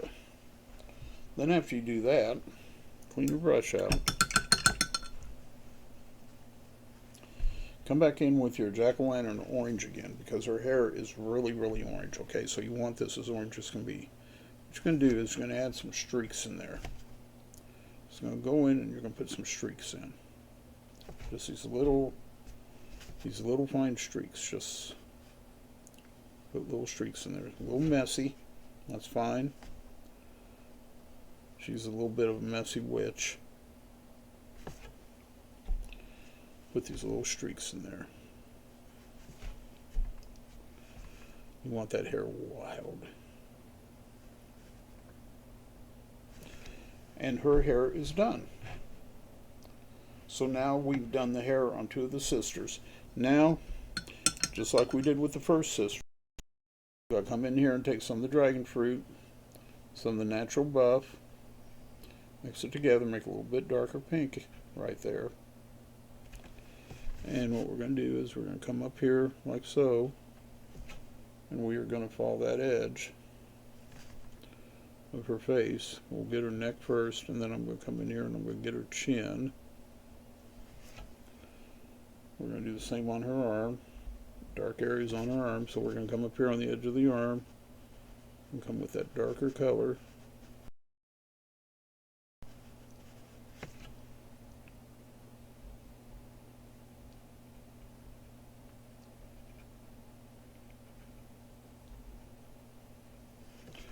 I'm just going to follow the edge of the arm here. Come up to her fingers.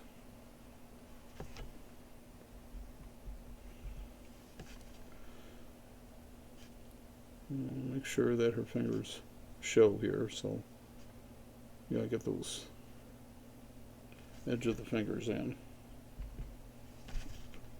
Get the thumb, don't forget the thumb, gotta do that. Palm of the hand. Just kind of shaping it out is what you're doing. And come down and get the other edge of the arm here, just like so. And she is basically done. We've got a couple more things to do with her, but she's basically done. Now, we're going to do the third sister.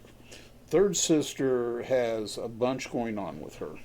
So, first her skirt. Her skirt's a little bit different. We have this nice little flowy, lacy thing over here. We have the velvety thing over here. This sister here, her skirt is going to be, it's going to be our nice little wild orchid color.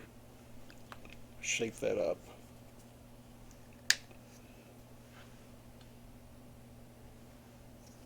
And we're going to come in with wild orchid. I need to get a drink.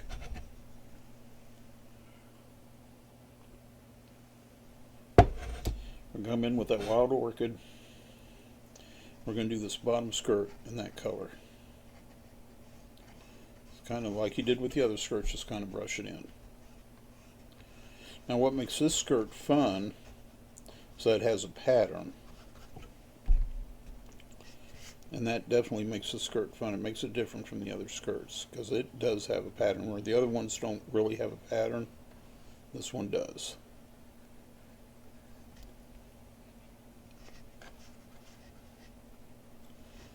So I'm just going to fill in that wild orchid all through there. Just like so.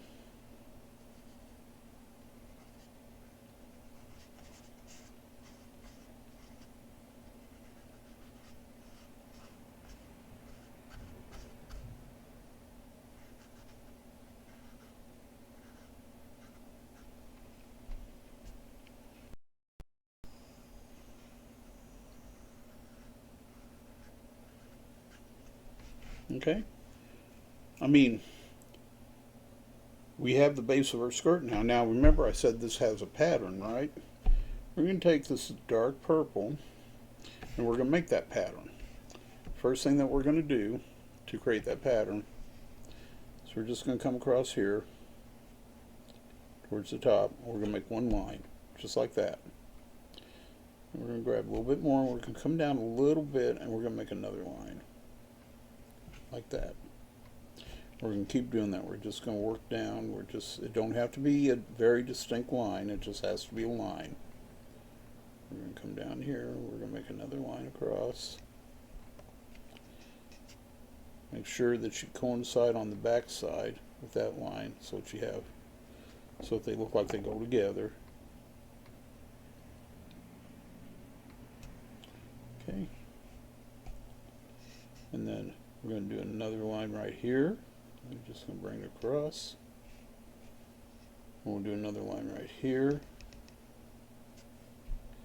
And then we're going to do another line right here.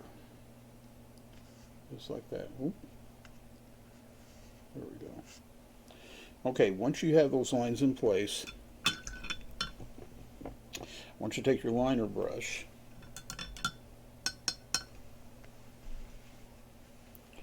I want you to grab a little bit of the Tuscan red, and I want you to go on the outside of those lines. So you're just gonna go like this. Just light. It don't have to be heavy. Just do it light. Just come across on the outside of those lines. Put that Tuscan red. Just run it on the outside of the lines, just like so.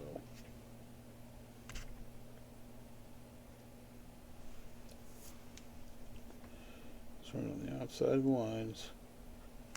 Just a little bit of the Tuscan red.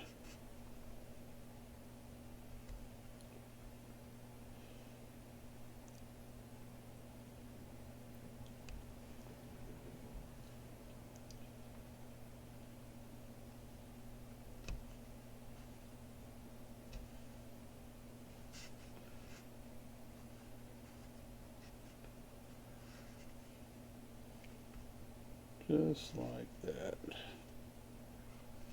Okay, once you have that Tuscan red ran, next thing I want you to do, and this is where it gets tricky, once you clean out your brush,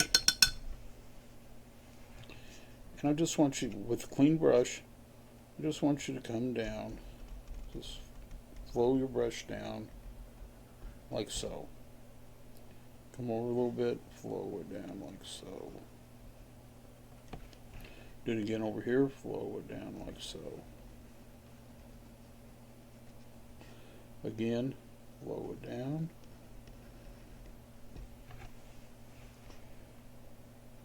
Keep pulling it down through that wet paint, creating a pattern here.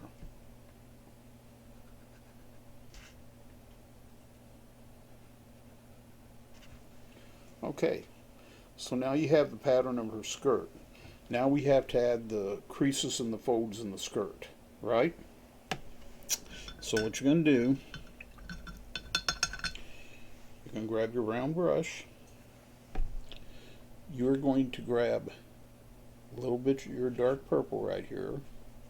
And grab a little bit of black, just a small touch of black, and you're going to mix that up. See, it's still kind of purple. There's black in it, but it's still kind of purple, but it's a darker purple. Okay. Then you're going to come in here and you're going to create folds. Just remember how we created the folds over here, this velvet look, and we did the folds on this side? We're going to do the same thing here. We're just going to come up through here with our darker color. And we're going to create the folds.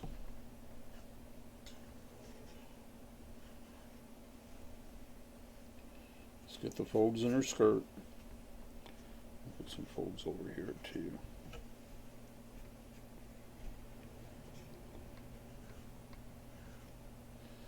Now the wild orchid is kind of eating up the darker purple that we were doing here, so I'm going to go with straight black because we have to make sure that you can see those folds. Yeah, there we go. Kind of brush them out a little bit. Fold it up here, brush it out.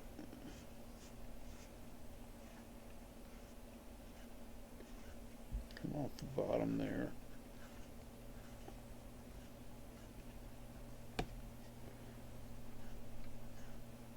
There we go.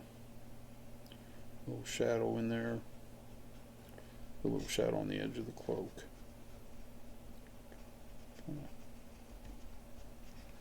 Just like that. Now, her skirt has a pattern. It has shadow and it has folds, which is what we want. Clean out the brush here. I'm going to take a little bit of the wild orchid and over that black we just did, brush a little bit of the wild orchid over the black.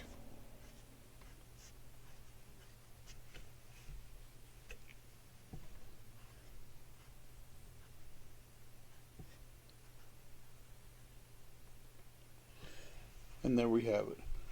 She has a pattern in her skirt, but her skirt is kind of raggedy at the ends, and it looks exactly the way we want it to look. Okay? So now we got to do her cloak. Her cloak is going to be just a straight Tuscan red. I have to get a little bit more Tuscan red here.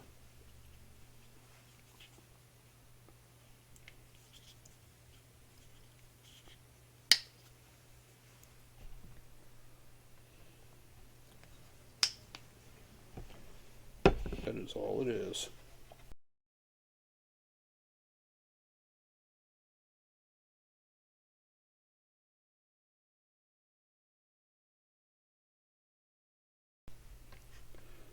Nothing fancy about it. It's a little raggedy. She's a little bit of a raggedy witch. She's where her older sister right here. Her older sister is fabulous. Her younger sister over here, she's, you know, a bit of a harlot. She's just kind of raggedy. She just kind of throws her clothes together. She don't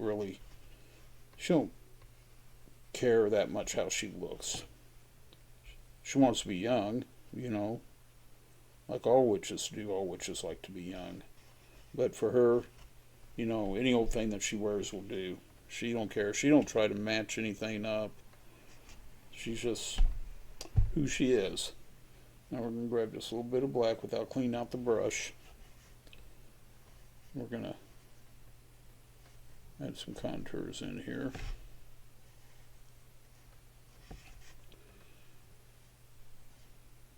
Just kind of brush them in. Just brush them in a little bit. Remember, she don't really care how she looks. That's not what concerns her. It's not her thing in life.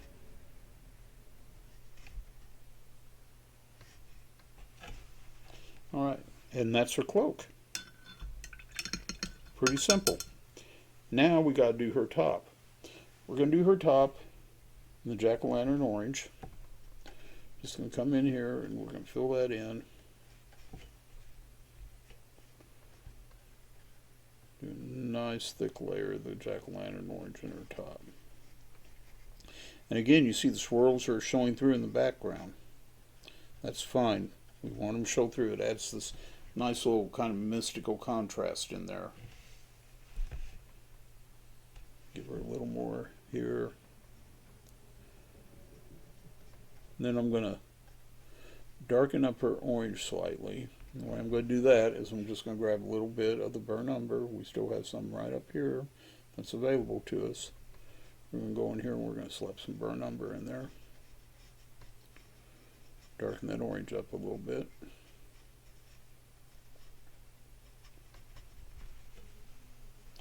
And guess what? Her top is basically done. Now what I want to do is I want to add a highlight of the lighter orange along the top here, so it's lighter than the rest of it. Make that happen, I'm going to add a little bit of white in it. So I'm come in here with the white. Add a nice little highlight in there, like so.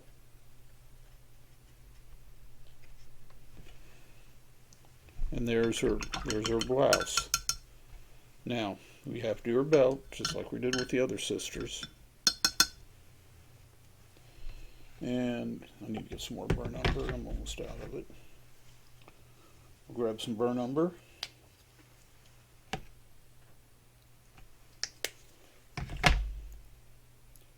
And we'll just throw it right in there to make her belt. All three of them have similar belts. Did you notice that? It's because they're sisters. They share. All right. Now let's do her hair. We have a platinum blonde. We have a redhead. Let's give her black hair. Just be different. So again, just like we've done before, we're just going to kind of follow these contours.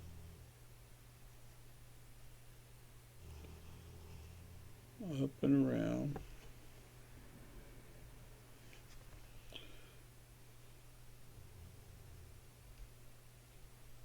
Give her a little whoop right there on the end, just for the fun of it. And we're going to do the same thing here. We're going to follow the contour of her hair. Come up and around. Like I said, she's got kind of messy hair. She don't really care too much, you know. She just wants to cast her spells, and she wants to be young. She don't care that much about being beautiful, but of course in her eyes she thinks she is beautiful, you know. That's okay. Everybody has to be something. If that's what she wants to be, then, you know, it's her world, baby. We're just passing through it, right? So we're going to get her hair up here. Now, once you get her hair in place, what I want you to do is I want you to grab, without cleaning your brush, I want you to grab some of this burnt umber, and I want you to grab some white, mix it together, a little bit more white, we'll mix a little more white together right there. Okay, burnt umber, white and black, and then we're going to go in here and we're going to highlight her hair. Just so it stands out. So you just bring these little swirls in. Just kind of highlights her hair a little bit. There. And guess what? Her hair is done.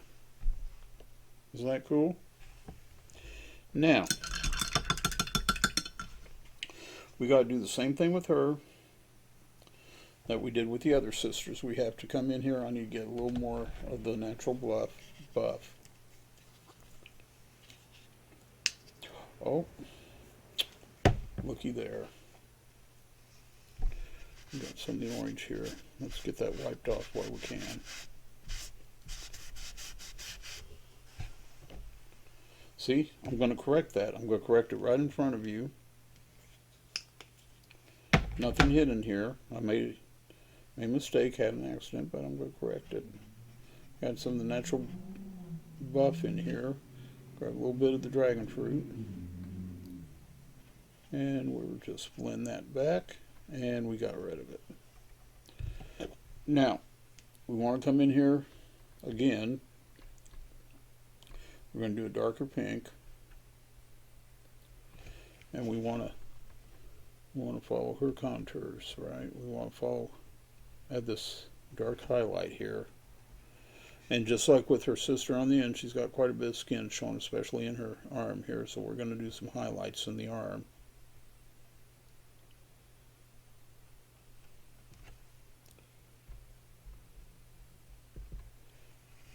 Let's get her face. Let's follow her nose here. Very big nose. She's got a big nose. And follow her cheek. Okay. Now we'll come back in with the natural buff. Okay.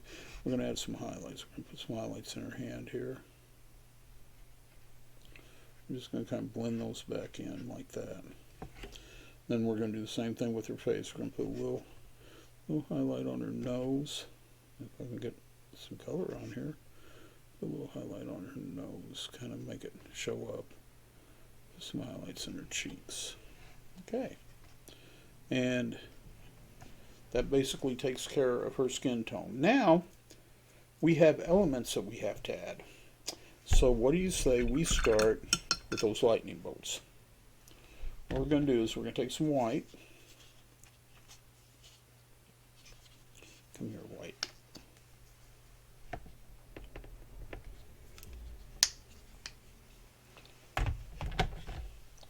Take that white, come up here, and we are going to paint the lightning bolts. So you just go over the top of the lightning bolts with the white.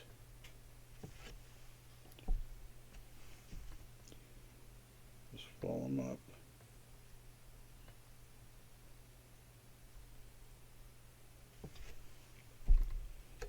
We're going to do 3 lightning bolts. Don't ask me why I chose 3. I think I chose 3 because there's 3 sisters, so I chose 3 lightning bolts. Somewhere in the back of my mind it made sense to me, so that's what I did.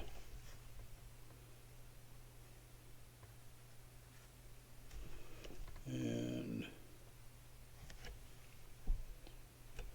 get the last lightning bolt here. Now we have to really make these look like they're coming off of her fingers, right? So what we're going to do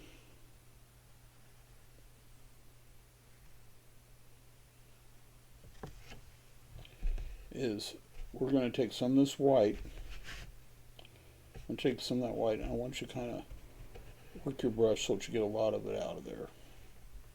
Okay. Then I want you just to kind of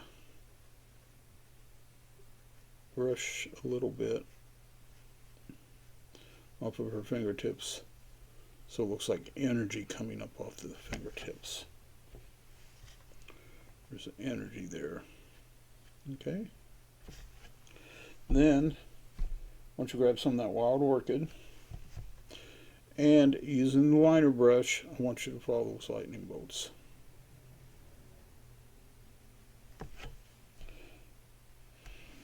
Just follow the lightning bolts. Remember what we did with the swirls, with the blue swirls? We're doing the same thing with the lightning bolts. Just going to take a little bit of, oh, I got too much, I can tell. Take a little bit of the orchid and follow the lightning bolts. Just follow them up.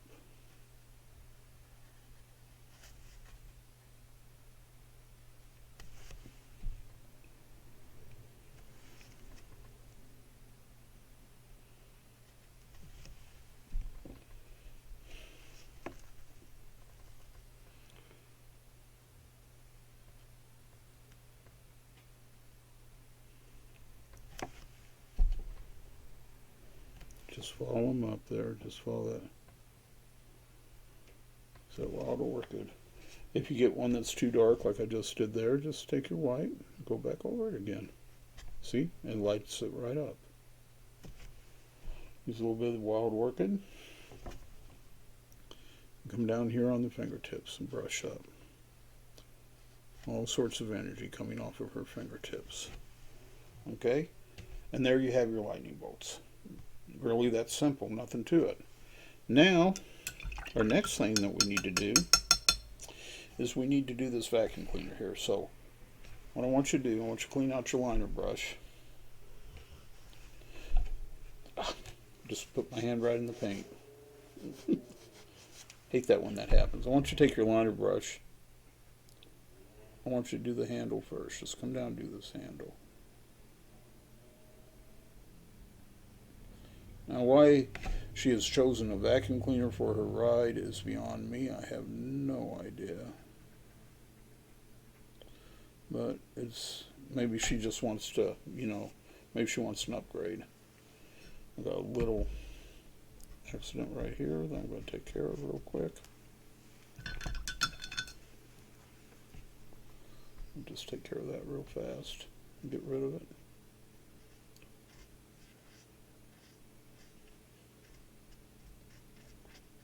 See, like I said, you can correct anything that might be considered a mistake or an accident. We're going to do the handle of this vacuum.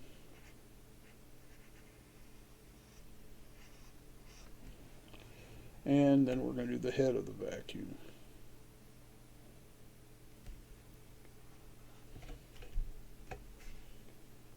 Get the head of that vacuum.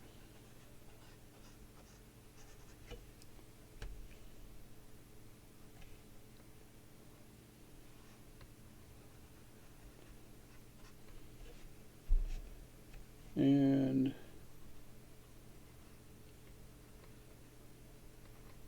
there's the handle on the head of the vacuum. Okay. Now what we're going to do is we're going to take some, without cleaning out our brush, we're going to take some of our burnt umber. We're going to come along this edge right here. I'm just going to sweep along that edge of the head of the vacuum. There we go. If you saw my Facebook Live back here about a month or so ago, I gave you hints talking about the vacuum. Did you catch that? I hope so, because they were deliberate. Okay, let's do the hand grip here. We're using the Tuscan Red to do the hand grip. We're just going to come in here and outline it, just like that. And then we're going to do the bag, also in Tuscan Red, so we're just going to come in here and this is an Electrolux vacuum cleaner. No, really it is. It's an Electrolux vacuum cleaner. And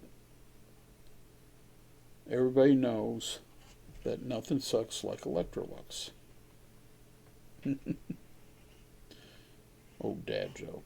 Anyway, because I'm an old dad. But we do the bag on the vacuum. Now, you may say to yourself, Gypsy, I don't think that handle looks like metal. And you're right, it doesn't. But we're going to take care of that here in just a second as soon as I do the other side of the bag.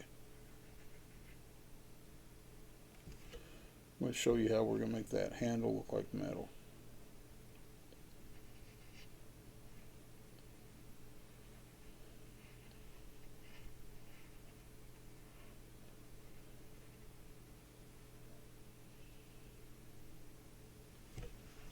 Okay, so what we're going to do is we're going to come in here before we go to the handle, take just a little touch of white on that liner brush, just a small touch of white. What I want to do is I want to add some lines to kind of make this bag look like a bag.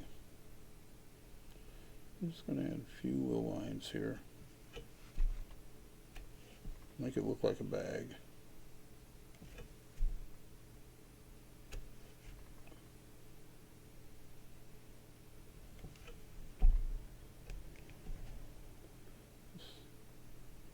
You don't have to get carried away, just add a few little lines just like that and make it look like a bag. Alright, now to make this handle look like metal, we're going to take a little bit of black and we are going to blend black in with white, so it creates a kind of gray effect. We're going to do that on both sides of the handle. We're going to come down, just a little touch of black,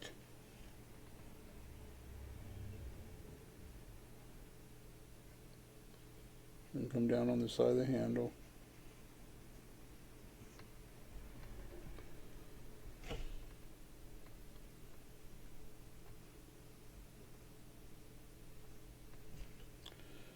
And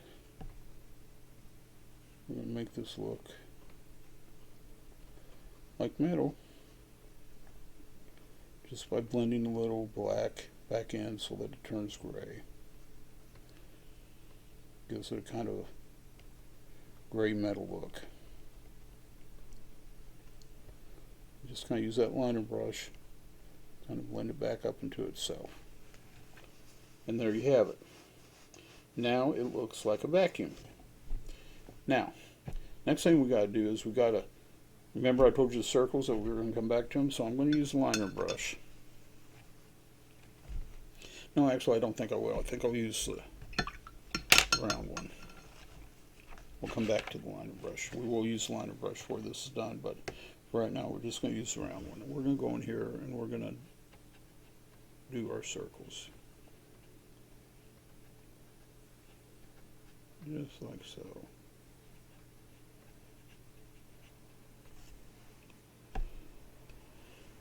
Just fill in your magical circles.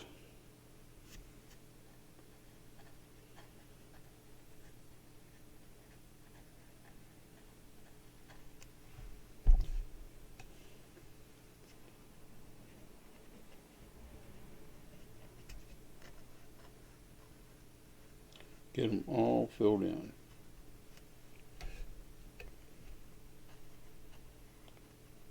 It's amazing the effect that something as simple as a circle will give to a painting to help complete it out. Never amazes me, just the simple things that you can do that will help complete that painting. It's like magic. Oh, they're witches. Of course it's magic. Okay, now once you have your circles done, little circles done, what I want you to do is I want you to take your liner brush, make sure it's cleaned out,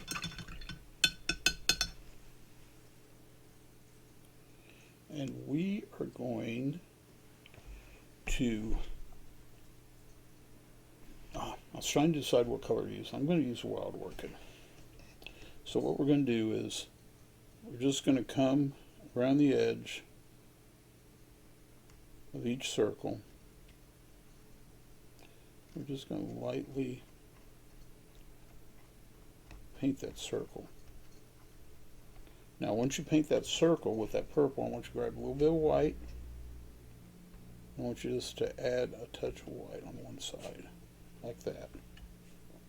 Almost like bubbles. Do that with all of the circles. Just go in here, go all the way around your outer edge, like so. Grab a little bit of white, and on one side, a little touch of white. Purple around the outer edge. Grab a little bit of white, touch of white. Purple around the outer edge. Grab a little touch of white.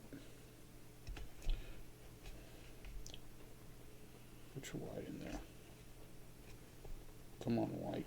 There we go. And you're going to do that with each little circle. Go around the outer edge.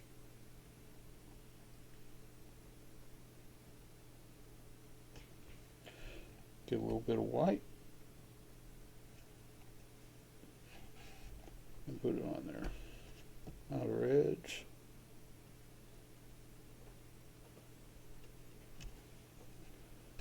A little white on the edge right there. Add just a little highlight in there on that edge. We're going to go all the way around. Oh, I see a circle I missed there a second ago. I'll have to get that.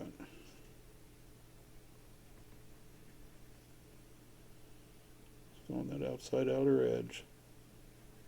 Cover that black that you see. And then a little touch of white in it. Let me get this one here that I missed. Totally missed that one.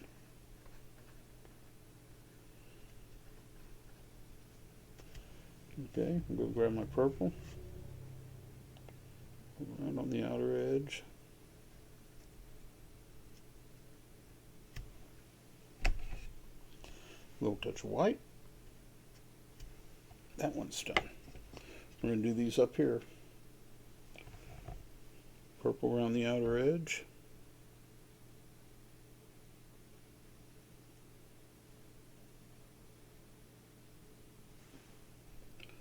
A little touch of white.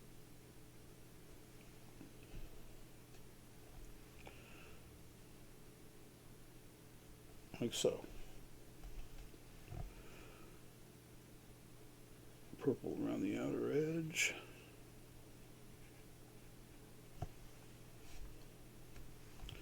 A little touch of white.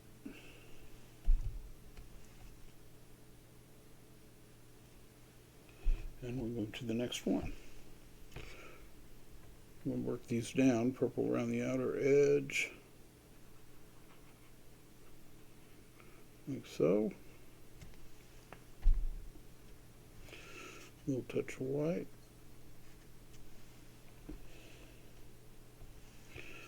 Purple around the outer edge.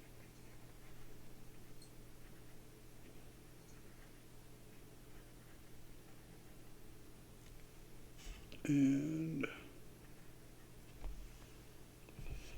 a little touch of white.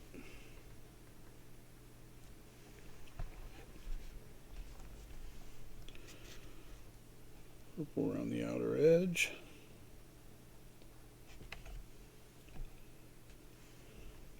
A little touch of white.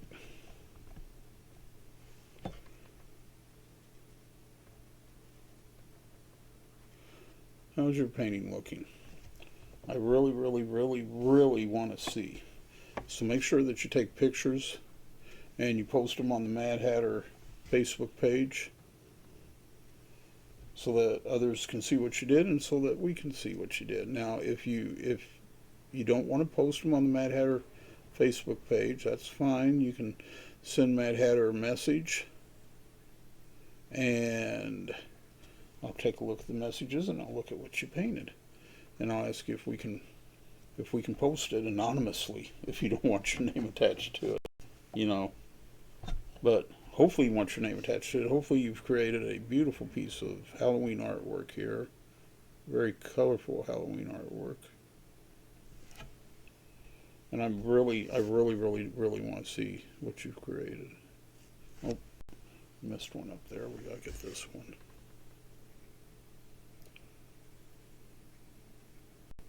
Now, as soon as you finish all your little magical bubbles, we are getting close to the end. However, what we're going to have to do is we have to take a break for a minute to let this dry before we can finish. Okay, so fortunately acrylic dries quickly, so you don't have to be worried about waiting for a long time for that to happen. It dries fairly quickly.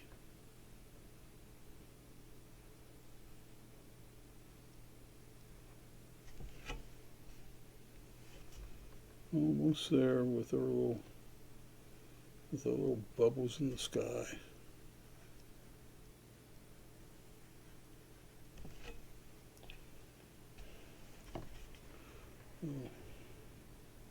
Touch of white on. And they're done. Now, we got one thing to do, and then we're gonna take a break for about 15 minutes, and we're gonna let this dry. What I'm doing is, you see I got the blue here, right? I'm adding in some streaks of blue here and there, deliberately. Just straight blue, just add some streaks in. Don't matter where you put them, just put some streaks of blue in. It's going to make that background pop.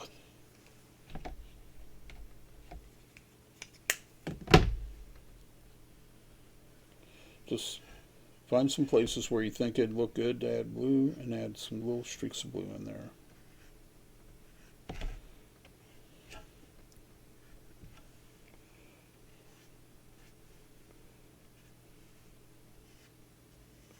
Little streaks of blue.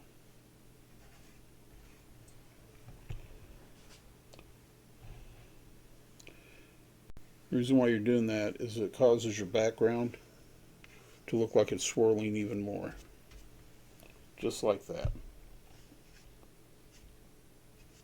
Alright.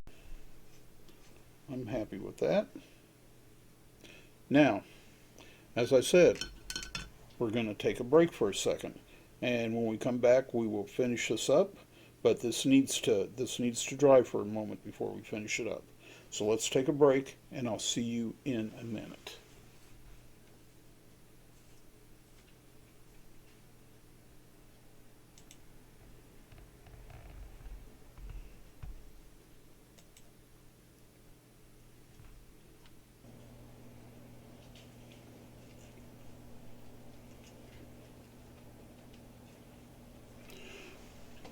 Okay, we're back. Did you have a nice little rest there? I hope so.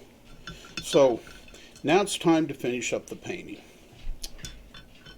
And what we're going to do to finish this up, I mean, we're close, it's almost there. We're going to take a little bit of black. Now, hopefully you let your painting set for at least 15 minutes. It needed to sit at least that long.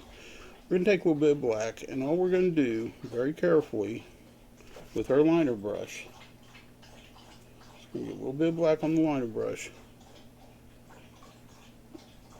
and we're going to follow some lines.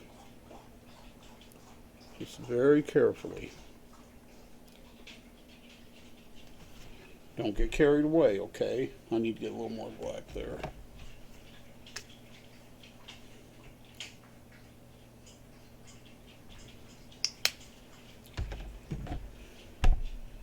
Very carefully. Keep your liner brush pointed, okay? And you just want to follow some lines.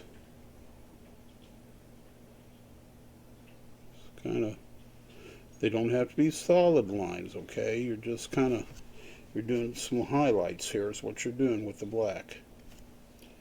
You're creating some effects. So you're just going to come in.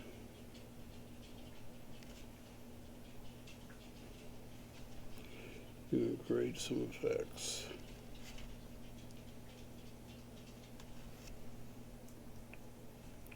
Just using a little bit of black.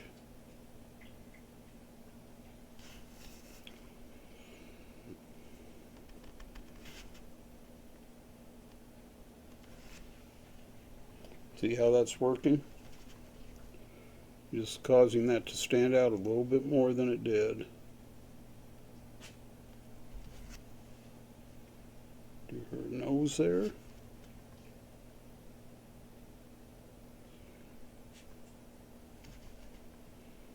Come and do her chin.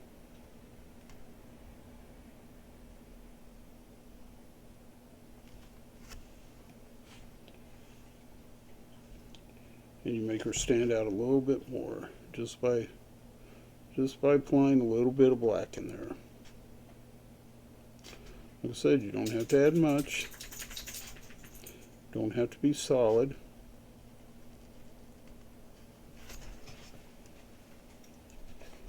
And see, now you've defined her a little bit more. She's a little bit more defined. You can do the same here. Come on the edge of her wand.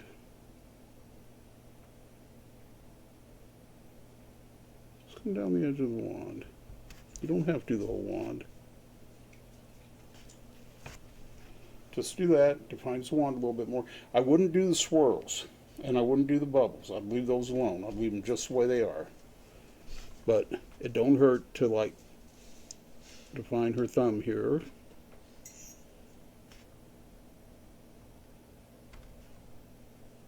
Define the fingers.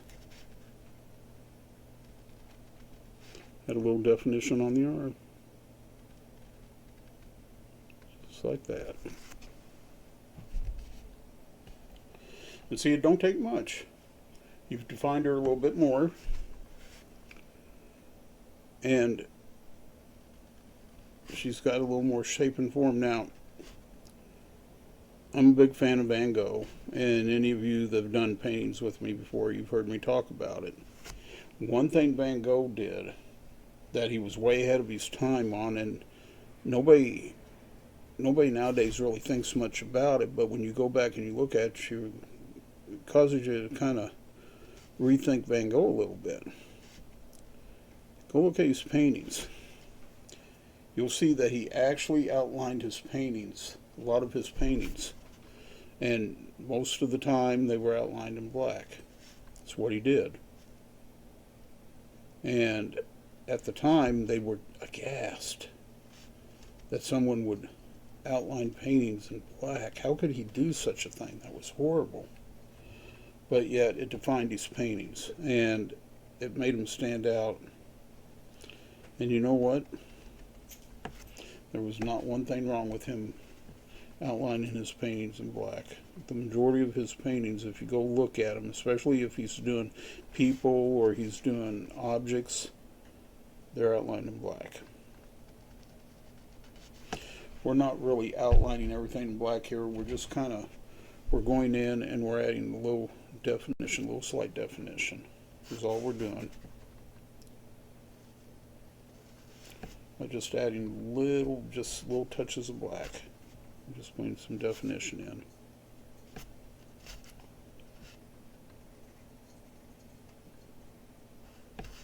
Now you don't have to do this if you don't want to, but I think it brings out the painting a little bit more. It makes it a little more, maybe a little more cartoony, which is kind of what I was going for here.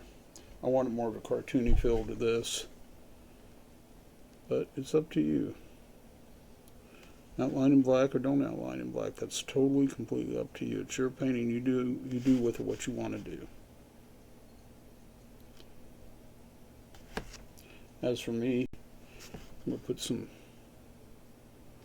some little black detail in here. Not much. Just a little bit.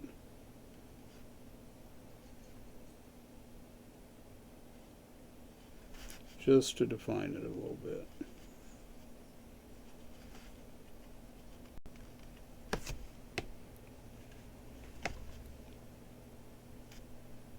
Let's bring it out a little bit more.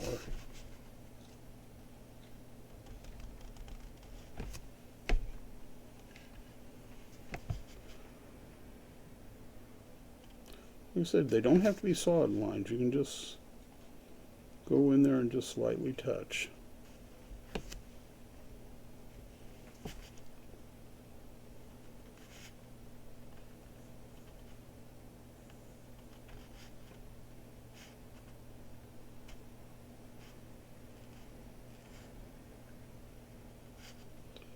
Adds some definition on your painting. Separates it a little bit from the background. Separates the figures from the background a little bit.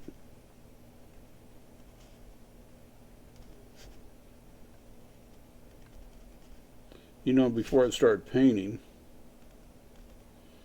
I used to just do pencil drawings and pen and ink. Did that for years. That's all I did. And first painting I ever did was, well, I did watercolor paintings. I was pretty good with watercolor, but I hadn't done any acrylic or oil. And the first acrylic painting that I ever did, I was 17 years old. And it was horrendous. It was horrible. It was so bad. And a girl at my school, Carla Wigman, she saw it and she liked it. And she asked if she could have it. And I said sure, because I thought I'd never see the painting again. Years later, Carla got a hold of me and informed me that she still had the painting and sent me a picture of it. And I was just horrified.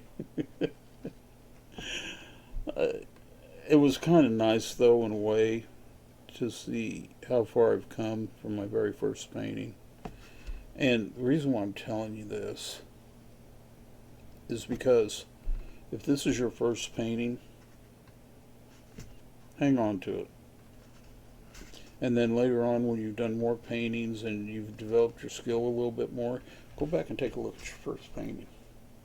And you will really appreciate how far you've come and how much you've progressed. And to be honest, it'll make you a little proud. It will make you a little proud that you were able to come as far as you have, because you started doing art and you stuck with it, and you now create things that are beautiful. So just keep your first paintings so that you can go back later and be proud of what you've done, what you've accomplished.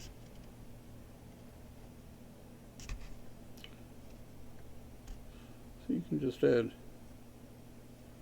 just a few little lines, makes all the difference in the world. All the difference in the world. Now I'm going to show you something here in a second, because there's something I don't like and I'm going to take care of it.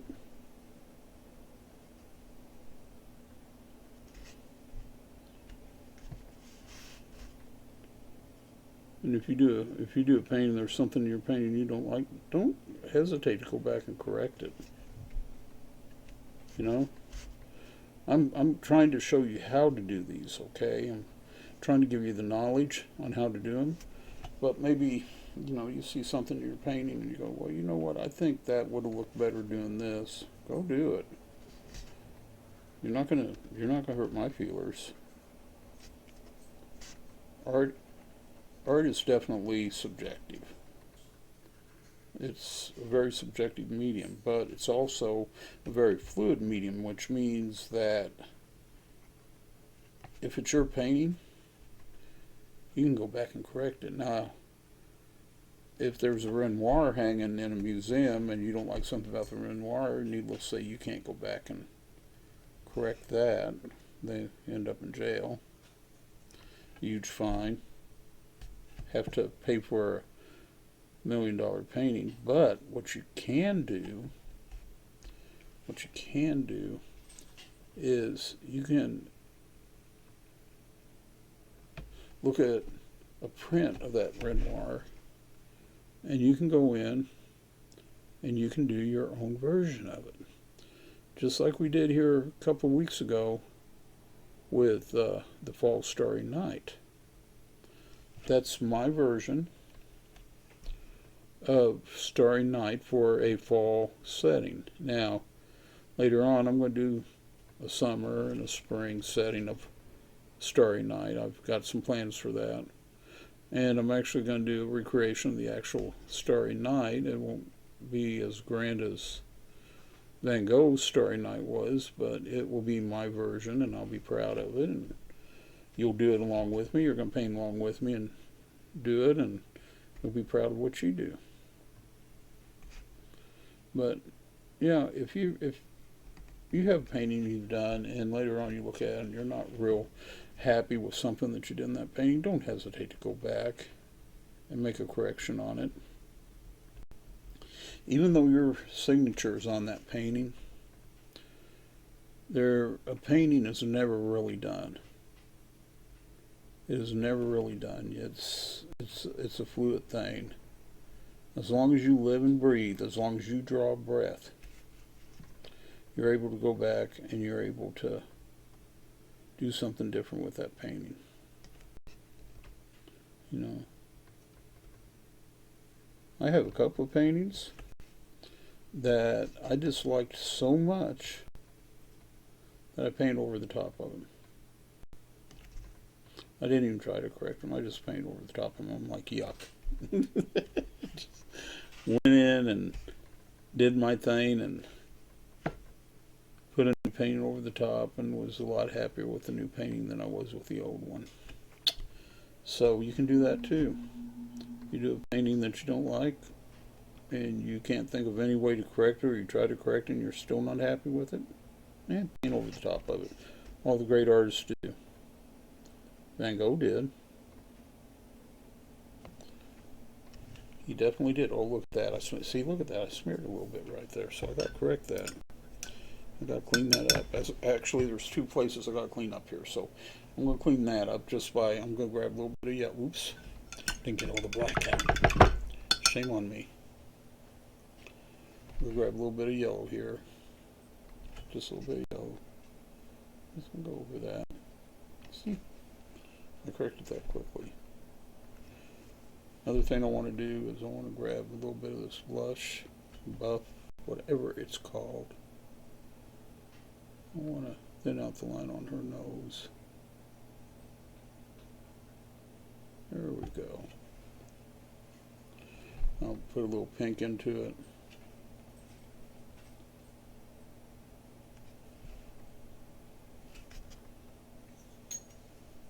Now, while we were taking that little break that we took a while ago, I thought of something.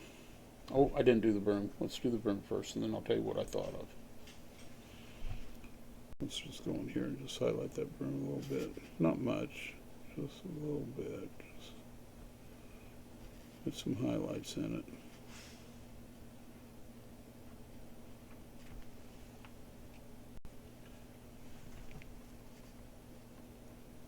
As we get this broom done, I'll give you my great light bulb moment that I had.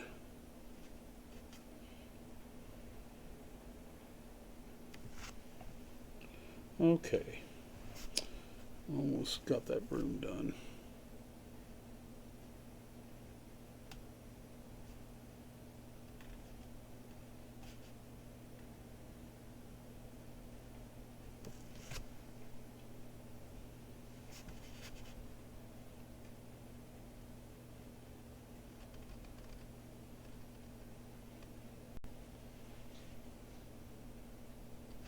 All right. Now, my light bulb moment that I had a little bit ago, we didn't talk about this at the very first when I was telling you about what colors to use. It's because I hadn't had the light bulb moment yet. If you have some clear ice comet or some sort of glitter paint of some sort, what you can do, just to enhance the magical effect of this particular painting, is grab a little bit of that glitter paint and apply some to your bubbles. Put some, don't have to put a lot, just put a little bit of the glitter paint into your bubbles, just to make them glitter up a little. I'm going to add glitter paint to all the bubbles, but I am also, I don't know, oh, that's a dry glitter right there. I'm also, besides putting some glitter paint in these bubbles, I'm going to put some glitter paint in those lightning bolts that are being cast into the air. And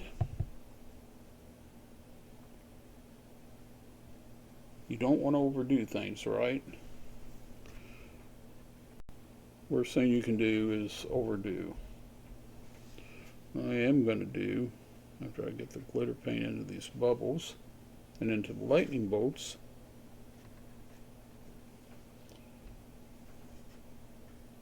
is I'm going to add just a little bit of glitter. Now this is crystal ice. This glitter that I'm using is crystal ice, is what it is. I'm going to add glitter, like I said, into the lightning bolts. We'll do it on each lightning bolt. Make some sparkle and shine. Just put those up in there, like so. We'll come up here.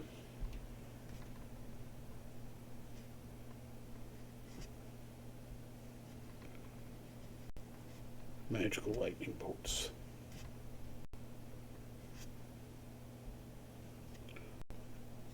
So, maybe this painting gives you an idea of what to be for Halloween. You know, maybe you and a couple of friends can, you know, be 3 Spellbound Sisters. Now, what I'm going to do is I'm going to put some glitter into our blue swirls because they're magical. We're just going to add some glitter right into those swirls.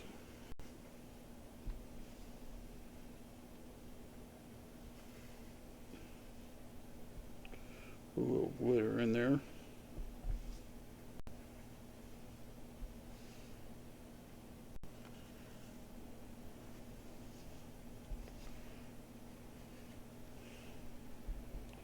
Nothing wrong with putting glitter in your painting. These paintings are for fun. You know, who knows, your painting might hang in a museum someday and they'll say you were a genius for putting glitter in your painting. But one thing's for sure,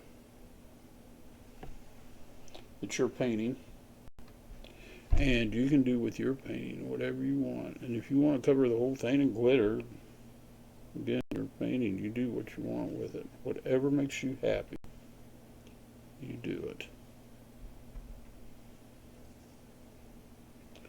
There we go. We have some glitter in the, you know what?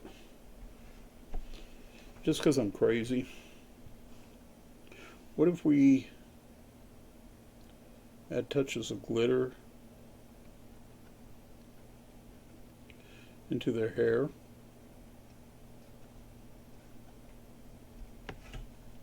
Not a whole lot, just little touches.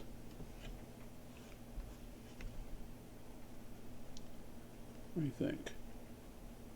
A bit of glitter in the hair.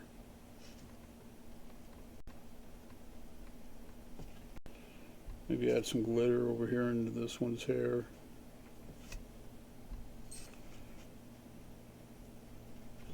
Makes them even more magical, don't you think? Just dab a little bit of glitter in there.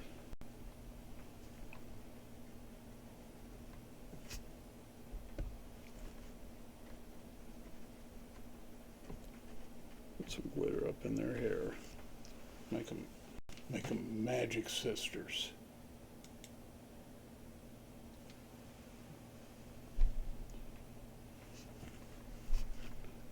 Put some glitter up in there.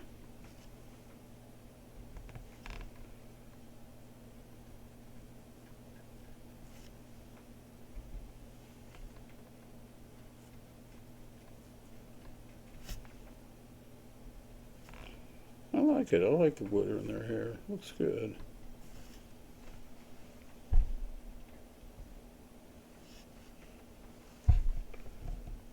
Looks more magical, don't you think?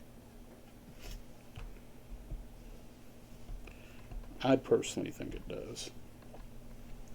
I don't think I'd add any glitter into their clothes. I think just doing it in the hair is enough. And there's one last thing I have to do, and then this painting is done. I've got to put my signature on it. So I think we will just go with, we'll go with this green. And I'm going to put the bottom line of my J. That's the bottom line of my J right there. Put the upper loop of the J, and then I'm going to come back down. I'm going to make my A. And then I'm going to make a G, top of the G anyway. I'm going to finish out making the G by putting a 2 and a 5.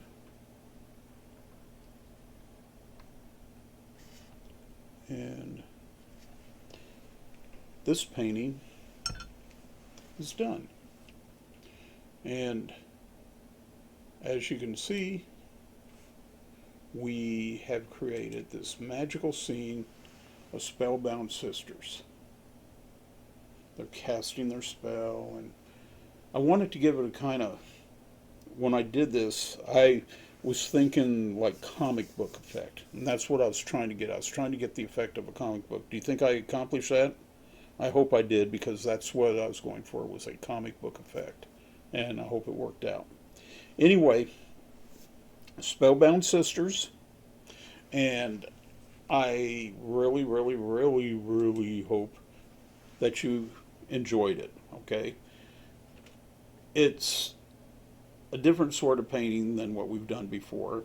I created this painting myself out of what's in here and other inspirations. I'm sure you can tell what inspiration I got to make this painting. At least I hope you can. Anyway, next week, I gotta close up the glitter. Next week, we're going to continue on with our Halloween theme, okay? And I think we're going to end up, I don't know, but I think we're going to end up probably with a ghost in a forest. I don't quote me on that, but anyway, this was Spellbound Witches, and I hope you really, really enjoyed it. I enjoyed doing it with you. Like I said, I would really love to see what you came up with, so please post it to the Mad Hatter Facebook page, or just send Mad Hatter Tea Party Art a message with a picture of it in there, and maybe we'll ask if we can post your painting along, and if you don't want your name, we'll just post it anonymously. But we really, really, really, really, really want to see what you've done. So until next time, this is your friendly neighborhood gypsy saying God bless you. Later, Gators. Hasta la vista, baby. Oh, I went out of focus. That was cool. I just went out of focus. Let's try it one more time. God bless you. Went out of focus again. Maybe it's because I'm putting my finger up there. It slows. I don't know. God bless you. Later, Gators. Hasta la vista, baby. Bye-bye now. You take care. See you next time.